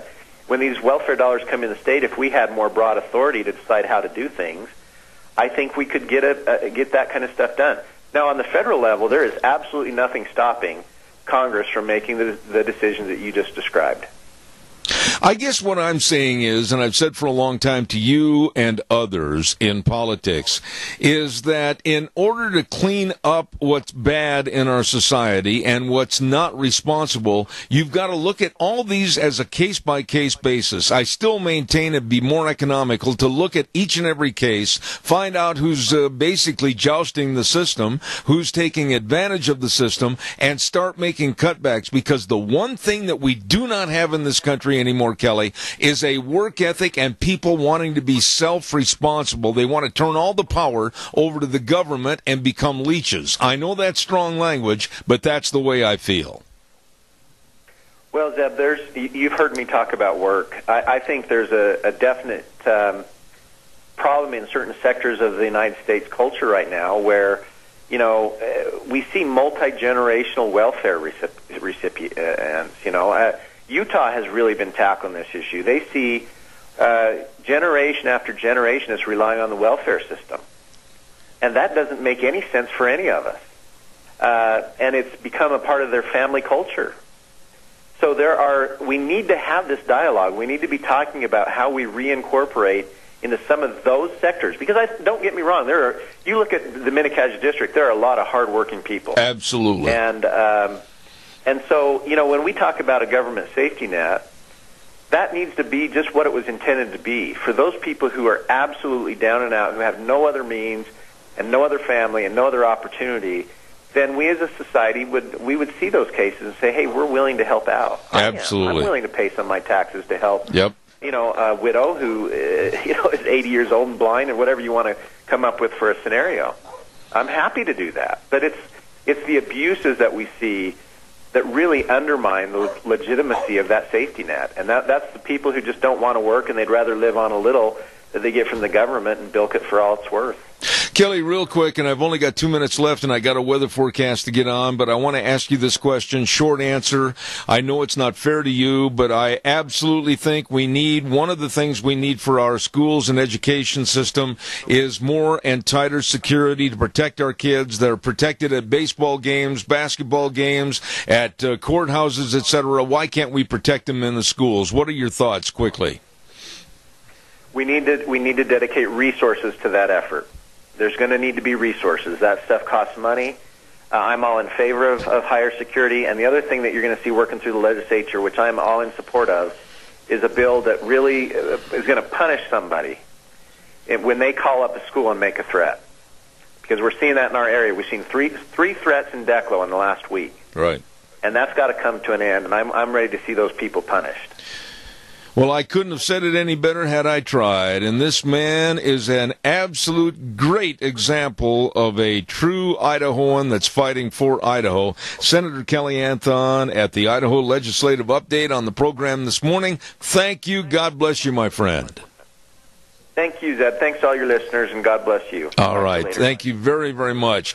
Our Idaho legislative update, of course, sponsored by Clay Handy and Handy Truck Lines at 400 West, 100 South of Paul.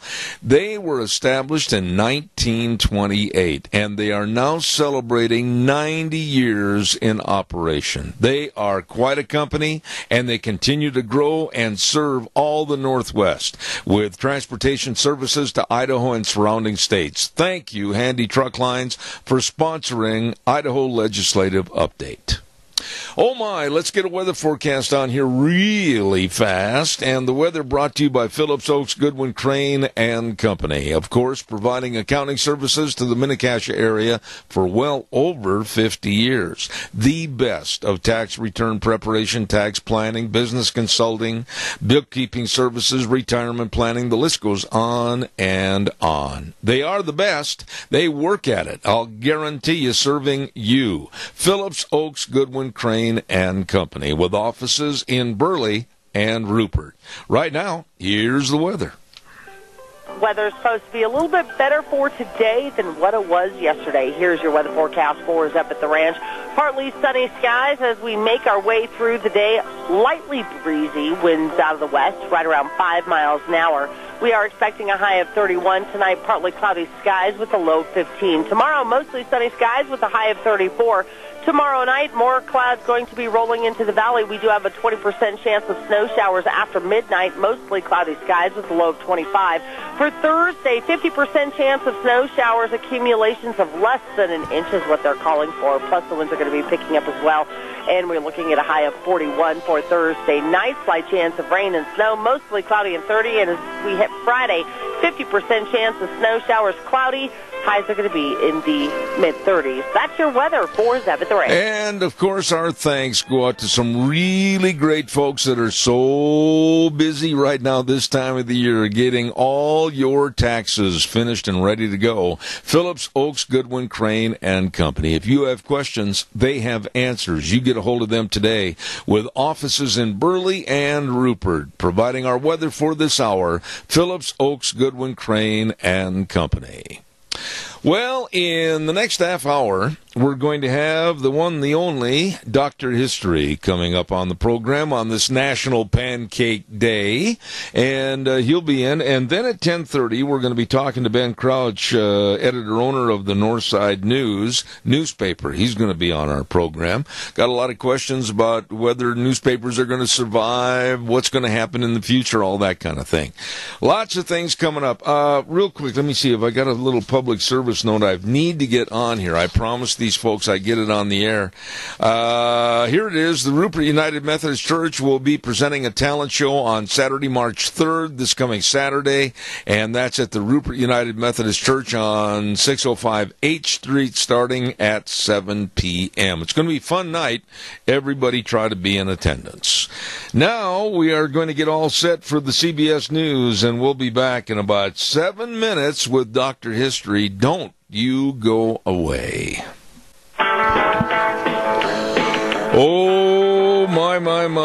Here we are, all ready to go. We're all cleaned up and nowhere to go. My goodness. Well, we do have a place. We're going to go listen to Dr. History in just a moment. Don't go away. He's here. Don't worry, Dr. History has a great story for us today. Ark Animal Hospital, 750 21st Street near Connection Credit Union in Hebron. I'm telling you what, Dr. Bill and the staff, they have been voted Mini-Cassia's best veterinary hospital multiple years. Good people serving your dogs, kitty cats, roping steers, horses, everything. And believe me, all you need to do is just give them a call at 678-1177, 678-1177. Now is the time to get those dogs vaccinated for parvo, too. Oh, man, that can be deadly. Be sure and check it out, and Ark Animal Hospital is a mixed animal practice. They take care of them, and they love them all. They've got the warm hearts for the cold noses. Ark Animal Hospital, you get a hold of them today. I didn't check this guy's nose, nor am I going to, but good morning, Dr. History. Good morning. It would have been a little cold this morning, Zeb. You know, isn't that funny about how our weather forecasts on our phones were so completely different there? 19 degrees out there. Versus 6 below on mine, which absolutely was wrong. Yeah. Well, we talked about Africa for a couple of weeks. Have you kind of got back in the pace over here? I have, and, you know, it's one of those things that the longer I'm home, the better experience that was. Really? Yeah, you know, I look back at some of my pictures, and me and my brother met. To which you didn't bring those pictures? I've got some on my phone. In fact, I started to show Deanne, but I need to bring my iPad so that it's a bigger picture. Have you heard from any of the people over there? Not really. My friend, Jack and his wife, I've heard from them a few times, yeah. But none of the people at the villages or anything? No, or is it hard for them to mail? It is, because they don't have electricity, they don't have cell phones, you know. So, anyway. What are we going to talk about today? Well, I know that you're one of the more cultured people in our community. Well, I certainly am. Well, I know that, and so I'm going to appeal to your sensitive cultural nature today. Don't push it, Buckwheat. And we're going to go into the poetry corner today. Oh, to air. Yeah, here we go. Divine. So I've got several poems, and we'll just go till we run out of time, okay? I can't hardly wait. Here we go. This first one is called The Dude Wrangler. The Dude Wrangler. Okay, fire at will. All right, here we go. I'll tell you a sad, sad story of how a cowboy fell from grace. Now, really, this is something awful. There never was so sad a case. One time I had myself a partner. I never knowed one half so good. We throwed our outfits in together and lived the way that cowboys should. He savvied all about wild cattle, and he was handy with a rope. For a gentle, well-reined pony, just give me one that he had broke. He never owned no clothes but Levi's. He wore them until they were slick. And he never wore no great big Stetson, 'cause where we rode the brush was thick. He never had no time for women, so bashful and so shy was he. Besides, he knowed that they was poison, and so he always let them be. Better move on. Well, he went to work on distant ranges. I did not see him for a year. But then I had no cause to worry, for I knowed that someday he'd appear. One day I rode in from the mountains, feeling good and stepping light, for I had just sold all my yearlings, and the price was out of sight. But soon I seen a sight so awful, it caused my joy to fade away. It filled my very soul with sorrow. I never will forget that day. For down the street there come a-walking, my old-time partner as of yore, and although I know you will not believe me, let me tell you what he wore. He had boots outside his breeches. They was made of leather, green and red. His shirt was of a dozen colors, loud enough to wake the dead. Around his neck he had a kerchief, knotted through a silver ring. I swear to God he had a wristwatch. Whoever heard of such a thing? Says I, old scout, now what's the trouble? You must have some loco weed. If you will tell me how to help you, I'll get you anything you need. Well, he looked at me for half a minute, and then he began to bawl. He says, bear with me a while, I'll tell you what made me take this awful fall. It was a woman from Chicago who put the sign on me. She told me that I was romantic and just as handsome as could be. Says he, I'm afraid that there ain't nothing that you can do to save my hide. I'm wrangling dudes instead of cattle in what they call a first-class guide. Oh, I saddles up their pump-tailed ponies. I fix their stirrups for them, too. I boost them up into their saddles, and they give me tips when I'm through. It's just like horses eating loco. You can't quit if you try. I'll go on wrangling dudes forever until the day that I shall die. So I drawed my gun and throwed it on him. I had to turn my face away. I shot him squarely through the middle, and where he fell I left him lay. I surely hated for to do it, for things that's done you can't recall. But when a cowboy turns to dude wrangling, he ain't no good no more at all. So he shot his partner. Shot him. Because he went the awful way. Oh, man, he had on all the dude clothes and everything else. Okay, so this is a story about a bear. A bear. A bear. Uh-huh. Yeah. Okay. Now, roping bears, says Uncle Sid, is sure a heap of fun, and a lot more gizzard thrilling than to shoot 'em with a gun. I roped a big old he one time when I was young and raw. He must have weighed 500 pounds, and monstrous was his paw. He'd wandered out upon the flats for cow-chip bugs and such. Them grubs and worms suit a bear like pretzels suit the Dutch. I pert near didn't catch him, for a bear can split the breeze, and your pony's got to wiggle if he beats him to the trees. But the roan that I was riding, he was tough and mighty fleet. He overhauled old Bruin, and my loop was quick and neat. It catched him snug around the neck, and when he hit the end, I heard the cinches stretching, and I felt the saddle bend. My pony put the brakes on till he sure enough plowed the ground.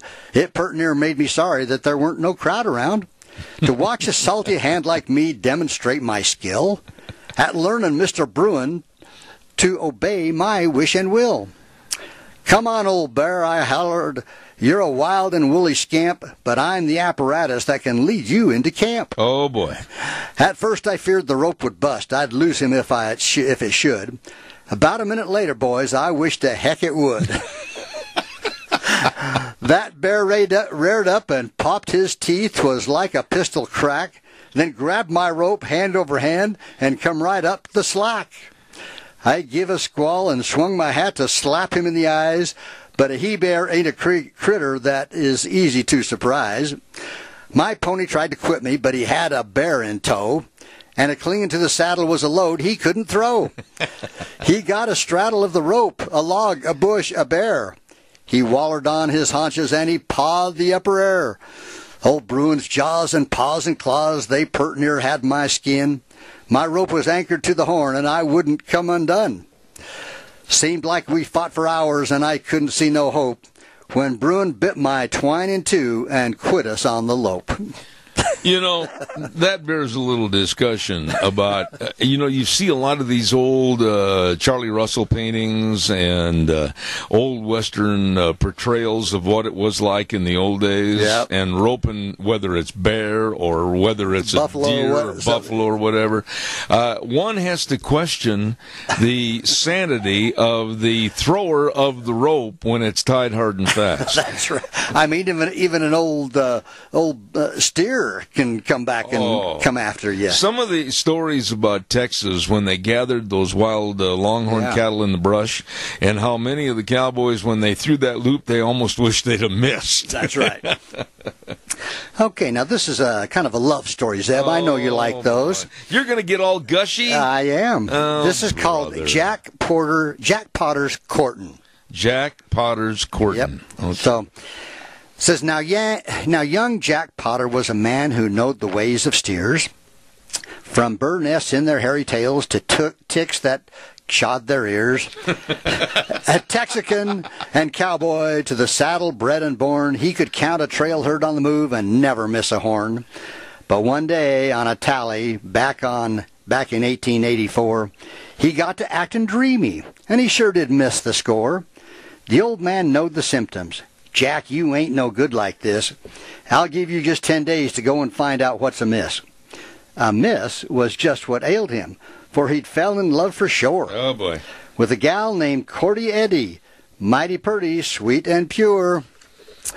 So now Jack rode 100 miles, sweatin' with the thought of sweetsome words to ask her with, the way a feller ought. I'm just a humble cowhand, Miss Cordy, if you please, that hereby asks your heart and hand upon my bended knees. It sounded mighty simple, thus rehearsed upon the trail, but when he came to Cordy's house, his words all seemed to fail. 'Twas, howdy, ma'am, and how's the crops, and how's your ma and pa? For when it came to asking her, he couldn't come to ta. He took her to a dance one night, the hoss she rode was his. He's a dandy little horse, she says. Well, yep, says Jack, he is. They rode home late together, and the moon was riding high, and Jack, he got to talking about the stars up in the sky, and how they'd guide a trail herd like they do sea-going ships, but words of love and marriage, they just wouldn't pass his lips. So he spoke about the pony she was riding, and he said, "You'll note he's fancy-gaited, and don't never fight with his head. He's sure a little dandy," she agrees, and heaves a sigh. Jack says, "Why, you can have him, that is, maybe when I die." He figured she might savvy what he meant, or maybe guess, and give him that sweet answer that he longed for, namely, yes. But when they reached the ranch house, he was still a-wondering how he would ever pop the question, and he had to do it now, or wait and sweat and suffer till the drive was done that fall, when maybe she'd be married and he'd lose her after all. He put away her saddle, let his pony to the gate. "I'll reckon I'll be drifting, ma'am. It's getting kind of late." Her eyes was bright as starlight, and her lips looked like sweet flowers. Says Jack, "Now this here pony, is he mine or is he ours?" "Our pony, Jack," she answered, and her voice was soft as moss. Then Jack, he claims he kissed her, but she claims he kissed the horse. Is that it? That's it. You know, who wrote that poem? That was, let's see, who was that? A guy named Omar Baker. Oh, Omar Barker, one of the best cowboy poets ever. Yeah. Yeah. Is that a whole book of all of his work? Well, this is actually, I think you may have actually given me this. I did. You never gave it back. Well, you gave it to me. Oh, I guess it was a gift. Christmas. Okay. Yeah, there's some good ones in there. Yeah. Really. All right. So this one is called How Many Cows? How many cows? How many cows? A fella from town stopped by the other day. The talk that we had sort of went this way. He said, "I've got something that I'd like to ask you, and if you know the answer, I'd like to know too. I want to be a rancher, and at prices today, how many cows would I need to make my living pay? Would 1,000 cows be better than just one or two? Do you have any advice on what I should do?" Now, that's a tough question, I'll tell you for sure. Not one that can be solved with any one cure. Machinery's sky high, and so is the land, and interest rates are more than anyone can stand. And there's imports and embargoes and all the like. Remember now, as a rancher, that you can't go on strike. There's politicians, vegetarians, and ecologists too, and 100 government agencies telling you what to do. There's the cost of fuel and fences and labor and seed, and tools and tires and water and feed. There's always a horse needing shod and veterinary bills. I'm telling you, friend, ranching ain't all thrills. Starting early in the spring, you'll be calving all night. There's still feeding to be done, and the water's froze tight. Insurance and utilities are always going up, and remember, that wife of yours is about ready to pup. I assume that means to have a baby. Assume away, yes. The whole cost of operating hasn't yet reached a peak, while the price of beef is just pretty darn weak. Yeah. So here's the answer to this little test. The man with the fewest is doing the best. Only he's not making more that you might guess. The fact is, my friend, he's just losing less. Hey, you know, one thing that we've talked about on this program in the past was about the language that was used in the Old West. Some of the Western movies that Tom Selleck helped produce, Crossfire Trail and some of the others like that, they tried to go really close to what the clothing was during that period, what the tack and the saddles and everything, and the language. And really, in some respects, and I've heard this and I've read this, the articulation of the verbiage back in those days actually was a lot better than what we're using today. More clear. Absolutely. More definitive. Yep. Okay, now this is one of my favorites. It's called reincarnation. Oh, what are you going to come? What are you going to come back as? You just wait and see. You'll see what we both might come back as. Uh-oh, look out. So it starts out. What does reincarnation mean? A cowpoke asked his friend. His pal replied, it happens when your life has reached its end. They comb your hair and wash your neck and clean your fingernails and lay you in a padded box away from life's travails. The box in you goes in a hole that's been dug into the ground. Reincarnation starts when you're planted neath that mound. Them clods melt down just like your box and you who is inside, and then you're just beginning on your transformation ride. In a while the grass will grow upon your rendered mound, till someday on your molded grave a lonely flower is found. And say a horse should wander by, here we go, and graze upon this flower that once was you but now has become your vegetative power. Well, the posy that the horse done ate, up with his other feed, makes bone and fat and muscle essential to the steed. But some is left that he can't use, and so it passes through, and finally lays upon the ground this thing that once was you. Then say by chance I wanders by and see upon this ground, and I ponders and I wonders at this object that I found. I thinks of reincarnation, of life and death and such, and come away concluding, Slim, you ain't changed all that much. That's a good one. I like that one. You know, when you get into a book like that, it's kind of hard to pick out the ones you like the best. Yeah. Yeah.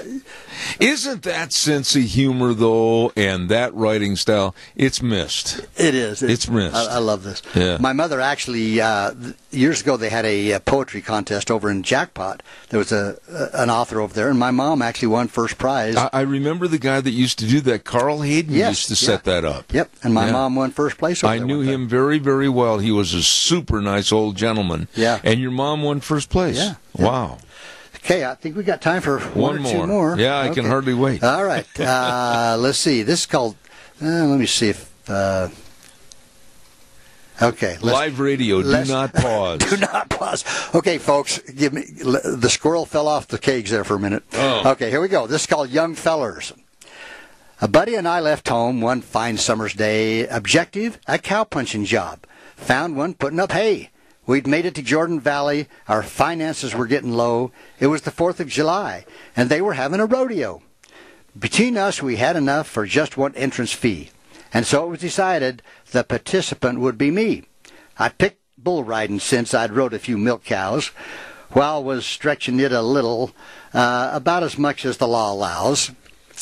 We camped out the night near the rodeo ground with nothing to eat, but thinking our fortune was found, we got up next morning. The day was bright and clear, and for breakfast we divided a can of lukewarm beer. Shortly things got started, and real festivities begun. I went to look for my bull. He was in chute number 1. Big, brawny, and brindle, a mean look on his white face, and a huge hump on his shoulders. That sort of looked out of place. Finally, my turn came, and I crawled down inside. My short legs struck the straight out. His back was so wide. I pulled my hat down, took a big chew of snooze, which I assume is tobacco. Well, good assumption. Last rap, nodded my head, and they turned that old boy loose. He left the terra firma in one tremendous bound, and swinging his head from side to side, started gyrating around. At the height of his leap, he changed tactics and suddenly spun, and I sailed through the air like I had been shot from a gun. I landed flat on my belly, my shirt tail hanging loose. My eyes were full of dirt, and I had swallowed all my snooze. As I staggered to my feet, someone hollered, "Look out!" That old bull was heading my way. He meant business, no doubt. Now I'll never know how I made that top rail while the bull pawed dirt and fanned the air with his tail.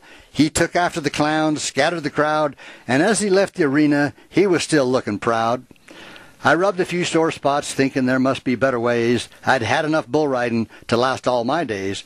Well, I guess I survived, but please believe this narrator. The next rodeo I attend, I'll be a paying spectator. Paying spectator. I love that one. Now, who was the writer of that poem? That one is a guy named R.O. Munn. R.O. Munn. Yeah. Does it give where they're from? It does not. Oh, Nope. Okay. Anyway, that's... Hey, we got time. Have you got a real short one there? Real short. I don't. Well, I tell you what, we need to do more of this. Yeah, There's a lot of good humor in the Old West. I'll do a few more of those, and there's a lot. Waddy Mitchell he's the first one I heard do the reincarnation story, and that just was always up. There was a time, and it's kind of faded a little bit, and I'm not trying to cast any aspersions against it, but I absolutely support it. But the cowboy poetry gatherings, they were really, really big. Now, Do they not still do those? Yeah, they still do it down in Elko and other places. But at one time, even around here, that was a lot of the talk, of going around. And thanks for knocking the microphone in my ear. And I think it's a great. It is. It's fun. Yeah, it's a lot of fun. And I'm kind of an amateur poetry reader, but those guys, those cowboy, they can just make you right there with their poem, what they're talking about. Absolutely. What are we going to do next week? Well, I actually found 3 or 4 stories, and I'm just trying to decide which one to use. Oh. So I've got some ammunition for next week. I'm going to do a commercial, and then I'll visit with you before you go. Sounds good. All right. Dr. History every Tuesday right here on Zeb at the Ranch. By the way, a great big happy birthday goes out today to Lorna Arbogast. Lorna, God bless you many, many more. Happy, happy birthday to one of our dear friends and a great Zeb's Lunch Buncher. We appreciate her. I want to remind you of on Thursday we have a segment called Cassia County School Days, and our thanks go out to A Child's World at 1308 Overland and Burley. I mean, literally, they've got everything there for you. All the furniture, all the clothing. They got a lot of the spring dresses there already. And, of course, the toys and the puzzles. It is a family store, and they are serving you at A Child's World, 1308 Overland in Burley. And then don't forget our other sponsor, Ambulatory Surgery Center at 1344 Highland and Burley. They can help save you money on your outpatient surgeries like life-saving colonoscopies, knee and hand surgery, tonsillectomies. Please give them a call, 677-8888. Ambulatory Surgery Center and A Child's World, bringing you School Days in Cassia County, Thursdays at 10:10. We're going to send it back over to our main studios right now, and then we're going to get ready to come back and talk to Mr. Ben Crouch, and he's in the newspaper business, and we're going to find out more about newspapers as of today. And thank you, Dr. History. Excellent program. We'll see you next Tuesday at 10. Or, pardon me, 9:06. 10:06. I got to get the time right. Thank you. We'll send it back over to Wheels. We'll be back in just a couple of minutes.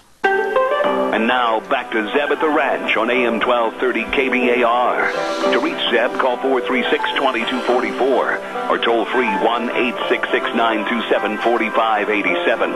And now, here is Zeb Bell. Morning. Hope you're having a great day. Thanks for tuning in, Zeb at the Ranch, on a Tuesday, February 27th. We've had a plethora of different items this morning on the program, and we're going to go to the phone line right now. I have never met this gentleman, but I'm interested in finding out more about his business, and that's Mr. Ben Crouch with the Northside newspaper. Good morning, Ben. How are you? I'm doing well. How are you doing? I am fantastic. Give us a little background, kind of a thumbnail sketch about you, what you do, what you represent. A day in the life of Ben Crouch. Tell us about it. Okay. I'm currently the editor of the Northside Journal. We go out to about 12,000 people. When I say editor, with that size of a paper, I'm also kind of the photographer, the reporter, sometimes sales representative, but we have a good time with it. I do that and really enjoy it. You know, Ben, let me ask you, you said you're kind of the jack of all trades for the newspaper, which is indicative of what it used to be. Years ago in the old West towns, one guy was kind of the news gatherer and the typesetter and did everything. What's the status of American newspapers right now? I mean, are you looking at a decline? Are you looking at kind of a death knell, or is there a bright future? You know, in some areas I think there is a decline. With us, you know, we had the Northside News for so many years, 60, 70 years or more, and when it went out, I think the community really felt a loss. So within about 5, 6 years, my dad and Joe Davidson decided to put the paper together and decided that we wanted to talk about the good things going on in the Magic Valley. Now, when you say the good things, I'm going to stop you right there, because what is your newspaper? What's the personality of your newspaper as compared to others? Well, one of the main things we try to do is we try to be positive. We try to put the good news out there. The community wants to know what's happening locally. They're tied to the sports. They're tied to the schools. They're tied to the community.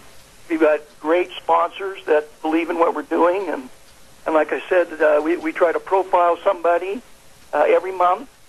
Everybody's got a story, and I've just been thrilled to be able to be a part of it and be able to find out more, and then be able to try to write about it and put it in words and share it with everybody else. Ben, is it fair for me to say that the media in general has become very liberalized and very slanted, and you're possibly on the other side of the spectrum trying to be more positive and do more local? How would you define it? Yes, I would say that's the way it is. There's a lot of liberalism in the media. But like I said, we're trying to take our corner of the earth, our part of the Magic Valley, and just share what's going on with that. We'll never uncover any kind of scandal for sure, but like I said, we're just trying to be positive and let people decide the politics themselves. Let me ask you this part of it then. Do you find that your readers are really blessed, if you will, in receiving your paper because it's a different vein of thought, it's a more positive accord? What are they telling you? Yes, I get a lot of compliments on people looking forward to seeing who we're going to spotlight that month. You always get parents that are excited when you talk about the things your kids are doing. I get a lot of good comments. I did have a parent call me the other day and said, I haven't seen a whole lot on wrestling, and so you find out where you need to focus a little more. But for the most part, we get a lot of good input, and people look forward to seeing the paper. And it's just been it kind of ties the area together. And now let me say this. I'm one of these kind of guys that when you hear the rumors about everything's going to go to the electronic media, and then in order to read a newspaper, I'm going to have to turn on my computer, and I don't have time for that. I honestly look forward to a little time sitting back in my lazy boy and reading the newspaper and getting the ink on my fingers and everything. I hope that doesn't change. Yeah, me too. I know there are people that enjoy the digital, and I hope that there's always both possibilities for you and me that like to read the paper, and for those that like to do it digitally as well. Now, what about the paper? I mean, how many days a week do you publish it? Give us a little background on your Northside Journal. Yeah, we're actually a monthly paper. Oh. We're 16 pages. There's a lot of information to put in there. I've talked with the schools. I try to get input from the schools in the city, the county, everything we possibly can. We try to put in there to keep people informed. It's been fun. It's been fun. Now, when you say it's a monthly paper, the Northside Journal, is it kind of a synopsis or a composite of all the news that's taken place before? Is that kind of a fair assumption? Yes, there's a lot of that's about the news that's taken place. It's also about things that are going to happen. Just everything we possibly can to keep people informed. Sometimes, there's a lot of information, and I have to narrow it down and decide what to put in there and try to make the best choice in doing that. Okay, now when you say you have to make the decision to cut and paste or rip it and throw it, I've been around that industry a little bit. How do you make the final decision? I mean, you're the judge, jury, and executioner. How do you make that decision? Well, you try to do it by relevance. I also appreciate people that get me stuff in a timely manner, so I take that into account as well. But I think relevance is a big factor. The importance and just how close some event might take place, or how recently it happened, or again, basically just how important it might be. Now, you said you're doing basically all of this yourself. Do you have any other employees or any other participants, or does this whole thing fall on your shoulders? Yeah, first of all, I apologize. I'm not doing it all by myself. Sometimes I act like a sales representative, but we've got 3 people that do sales. Joe Davidson is very active in doing sales. he's one of the owners, and I work closely with him in doing the paper. So yeah, there are a lot of good people that are helping with it.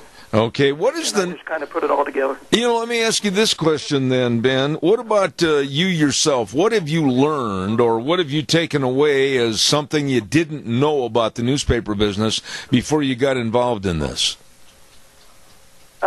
It's kind of funny because when I went to BYU, I wrote for the Daily Universe, the school paper there, so I had a little bit experience writing, and so I know a little bit about it, but I'm a fourth-generation Idahoan, a fourth-generation Jeromite, and I really have a love for the area, and you just kind of learn and have an appreciation for everything that's going on around us, and just try to keep the community together. With newspapers going out, I think you lose a lot of that, and that's part of the good news of having a small paper around still.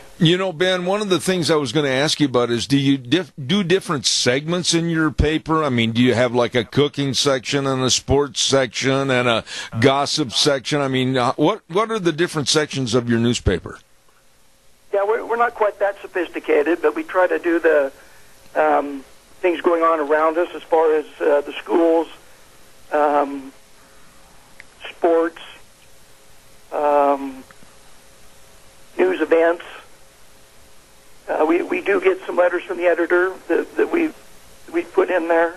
Mm-hmm. We really just try to pack it full with as much information as we possibly can. I would say I mean, there's an A and B section. We try to do the school stuff in the second section, and right, and the cities and stuff around us, throughout the paper. So, how big do you want this to be, or how much more time consumption do you want it to take? I mean, what's the goal or the future career for you as a newspaper editor in charge? We would like to go out further. Right now, we're going to Wenville, Eden, Hazleton, Jerome. We'd like to, and that's to about 12,000 people. So yeah, we definitely like to get bigger, go out to other areas, and keep doing the work that we're doing, keep expanding and get people involved. Okay, now, you also have another hat to wear, and that is of a future politician. I understand you're going to get involved in politics. Yes, yesterday I actually filed the paperwork, and I'm going to run for Jerome County Commissioner in District 1. Now, what are some of the reasons, if I may, that would behoove somebody to want to sit on a commission where you're either getting gratitude or you're getting darts thrown at you? Well, that's a good question, because I think a lot of people are asking themselves, why would anybody run for public office? And you really have to weigh the options, and I think I've got a lot to give. I think it's time for fresh ideas and new leadership and new blood and new perspective, and I think I'm somebody who can really make a difference. Now, when you say make a difference, what are some of the things you see that perhaps need a changing or alteration in Jerome County? I'm one with a lot of good business experience. I really think the answer to a lot of things going on there would be to get more businesses into the Magic Valley, into our county. That would help in so many ways, with employment, with the tax base. There's just so many things that new business can help us with. Now, stimulate the economy. Right. And one thing that you've got going for you over in Jerome County, boy, I mean, Jerome County was really turned around financially by a growing and prospering dairy industry. What are your thoughts on those folks? Yeah, they're our lifeblood. That's what makes Magic Valley tick. Of course, there are other industries as well, but they're our lifeblood, and we really depend a lot on them. What about the state of Idaho and especially Jerome County? I mean, you've got a lot of plans and hopes for the future. What do you want to see happen, or what would you like to see changed? I'd like to see a big welcome sign at in our county to welcome more people, new businesses, to make it more accessible, to make to look towards a bright brighter future, being able to really get a lot done in our county.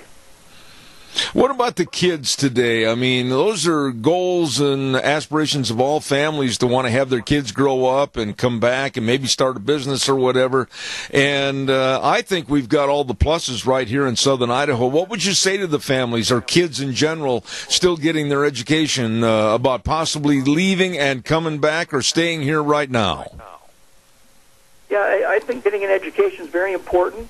I think giving back to the community is very important.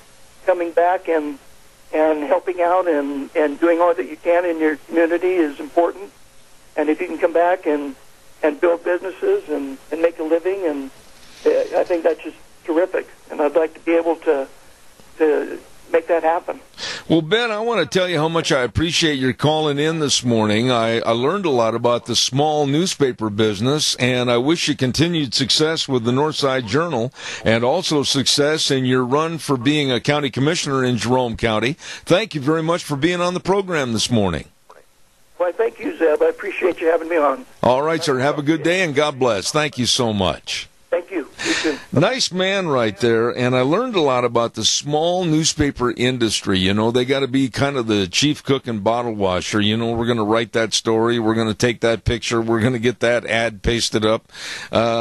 Interesting. Ben Crouch, Northside Journal, and I appreciate him being on the program this morning. I also appreciate the fact that we've got to get a weather forecast on here, and then we're going to have your calls. I want to hear from a couple of people this morning before we wrap up the program on a Tuesday. Our weather is brought to you by Scarro's Meats, 331 North Road, Jerome. I got to admit, every time I do their ad, I kind of drool because the delicious marinated prime ribs or the smoked hams and smoked turkeys and the breakfast sausages and the delicious knock your socks off good bratwurst, all of this and more from Scarro's Meats, 331 North Road, Jerome. The number to call, 324-7657. Right now, here's the weather. Weather's supposed to be a little bit better for today than what it was yesterday. Here's your weather forecast for us up at the ranch. Partly sunny skies as we make our way through the day. Lightly breezy, winds out of the west, right around 5 miles an hour. We are expecting a high of 31 tonight, partly cloudy skies with a low 15. Tomorrow, mostly sunny skies with a high of 34. Tomorrow night, more clouds going to be rolling into the valley. We do have a 20% chance of snow showers after midnight, mostly cloudy skies with a low of 25. For Thursday, 50% chance of snow showers, accumulations of less than an inch is what they're calling for, plus the winds are going to be picking up as well. And we're looking at a high of 41 for Thursday night. Slight chance of rain and snow, mostly cloudy and 30. And as we hit Friday, 50% chance of snow showers, cloudy. Highs are going to be in the mid-30s. That's your weather for Zeb at the Ranch. And thank you, Gina. Appreciate it. And brought to you by Scarro's Meats, 331 North Road, Jerome. You can go to their website and see all the delicious offerings at scarrowsmeats.com. It's true. They are changing the way we eat, one delicious bite at a time at Scarro's Meats. Okay, your turn. Come on. I want some calls. We'll talk about anything you want to talk about at 436-2244, 1-866-927-4587. Give me a jingle on the landline. Love to visit with you for a few minutes here this morning. One story that really bugs me, and they get away with this. They're getting away with this. Listen to this. Professors at the University of North Carolina. These are professors. These are the guys and ladies that stand up in front of the classroom and teach at higher learning facilities. Professors at the University of North Carolina are threatening to destroy a Confederate monument if it's not taken down before Thursday. 17 senior University of North Carolina faculty members demand the university take down a Silent Sam statue before Thursday, or they're going to tear it down themselves. And they said this is their quote: "We do not fear arrest. Indeed, we welcome the opportunity to demonstrate the commitment that Carolina faculty has to the well-being of its students and the principles, how dare they use that word, and the principles that make this university great. You know, they're going to tear down a part of the heritage of the Civil War. And they say, well, if they don't take it down, this is just a stick-in-your-eye threat. You take that down. We don't like it. And they are the professors teaching our young people at universities? Well, if you don't get your way, demand it. And then, if you don't get your way, tear it down. I find this to be absolutely revolting. And I certainly hope that these professors, if there's any way possible, they could be fired. Now, to give you a little bit more information on this, they say that, here's another part of what they believe. They believe the Confederate monument, Silent Sam, must be immediately moved to an appropriate setting that contextualizes and teaches the history of white supremacy. I knew it. Sooner or later, it had to come back to white supremacy. A few hundred people protested the statue in August following the Charlottesville Unite the Right rally, and the University of North Carolina received Silent Sam way back in 1913. Ay, ay, ay. And now, we demand that you tear it down, or will tear it down, because it's a symbol of white supremacy. Makes me sick. What are your thoughts? And you know, they're in the news again on another story. Deanne, this morning when she went to the computer, she found not one but two cases where the University of North Carolina basically doesn't care about white people. They're denigrating them. And a North Carolina University bias team declined a white student's request to start a judicial case after the student got called a mayonnaise monster looking blah, blah, blah. I can't repeat the rest of it on the radio. And they said, that's tough, white boy. Good heavens, what's going on here? Caller, good morning. You're on the air. Well, I'm going to call because I agree with you. I know that early in my childhood, my dad said, if you try to erase your history, you're going to end up repeating it. Absolutely. And this is what we're doing. We're trying to whitewash all of our history, and we're forgetting that a lot of times when the history was written, it had a wonderful lesson. And if we forget what the lesson was from the last time we did this, then we're going to go out and have to learn that lesson again. Chris, what right are so stupid sometimes. Yeah. What right do we today in this generation, you and I and others, what right all of a sudden do we have to say, well, hey, wait a minute, that offends me. I'm going to demand that you tear it down, or I'm going to destroy it because I don't want anybody to see it. I don't want anybody to read about it. I don't want anybody to hear about it. I mean, holy cow, have we become that kind of a communist socialist country that we can absolutely say this didn't happen, this wasn't right, this is right, hindsight's 20/20. This scares me. It should, and especially when we start, we start kids out in school, and we try to give them the whole 9 yards, and you've got to start somewhere. And when they get to be about fourth grade, I think that the educational people have decided that fourth graders can start to hear the truth, and by then you've got the basics done. And what happens? They get to college and they can't take the truth. That's exactly right. Educated along the way. But I lay the blame on our teachers, our professors, and our higher institutions of learning. How dare these professors show our younger people in this country, well, if you don't get your way, just do it anyway and destroy something. These people need to be fired. Yeah. Anyway, I agree with you, and keep up the good word. God bless you, Chris. Coming in on another life. All right. Thank you so much. Appreciate it. Thank you. Our major sponsor, of course, your Magic Valley Les Schwab Tire Centers and the Founders Celebration going on right now in commemoration and honor of the great Mr. Les Schwab. What a man he was. And now more than 475 locations all throughout the West. At your Magic Valley Les Schwab Tire Centers, they do the right thing, because it matters. Yes, they've got the best in tires for your car, your pickup, your SUV, horse trailers, whatever. I mean, tires galore, and the tread designs that are going to best befit your driving. The best in brake service with highly trained brake technicians, and front-end alignment shocks and struts and batteries. All of this and more at your Magic Valley Les Schwab Tire Centers. Please stop in and see my friends, Lane and Rupert, Dave on Blue Lakes and Twin, Mike and Buell, Mike and Jerome, the Twist family in Paul, Daniel on Poline in Twin Falls, and Randy on Overland and Burley. The best. Your Magic Valley Les Schwab Tire Centers.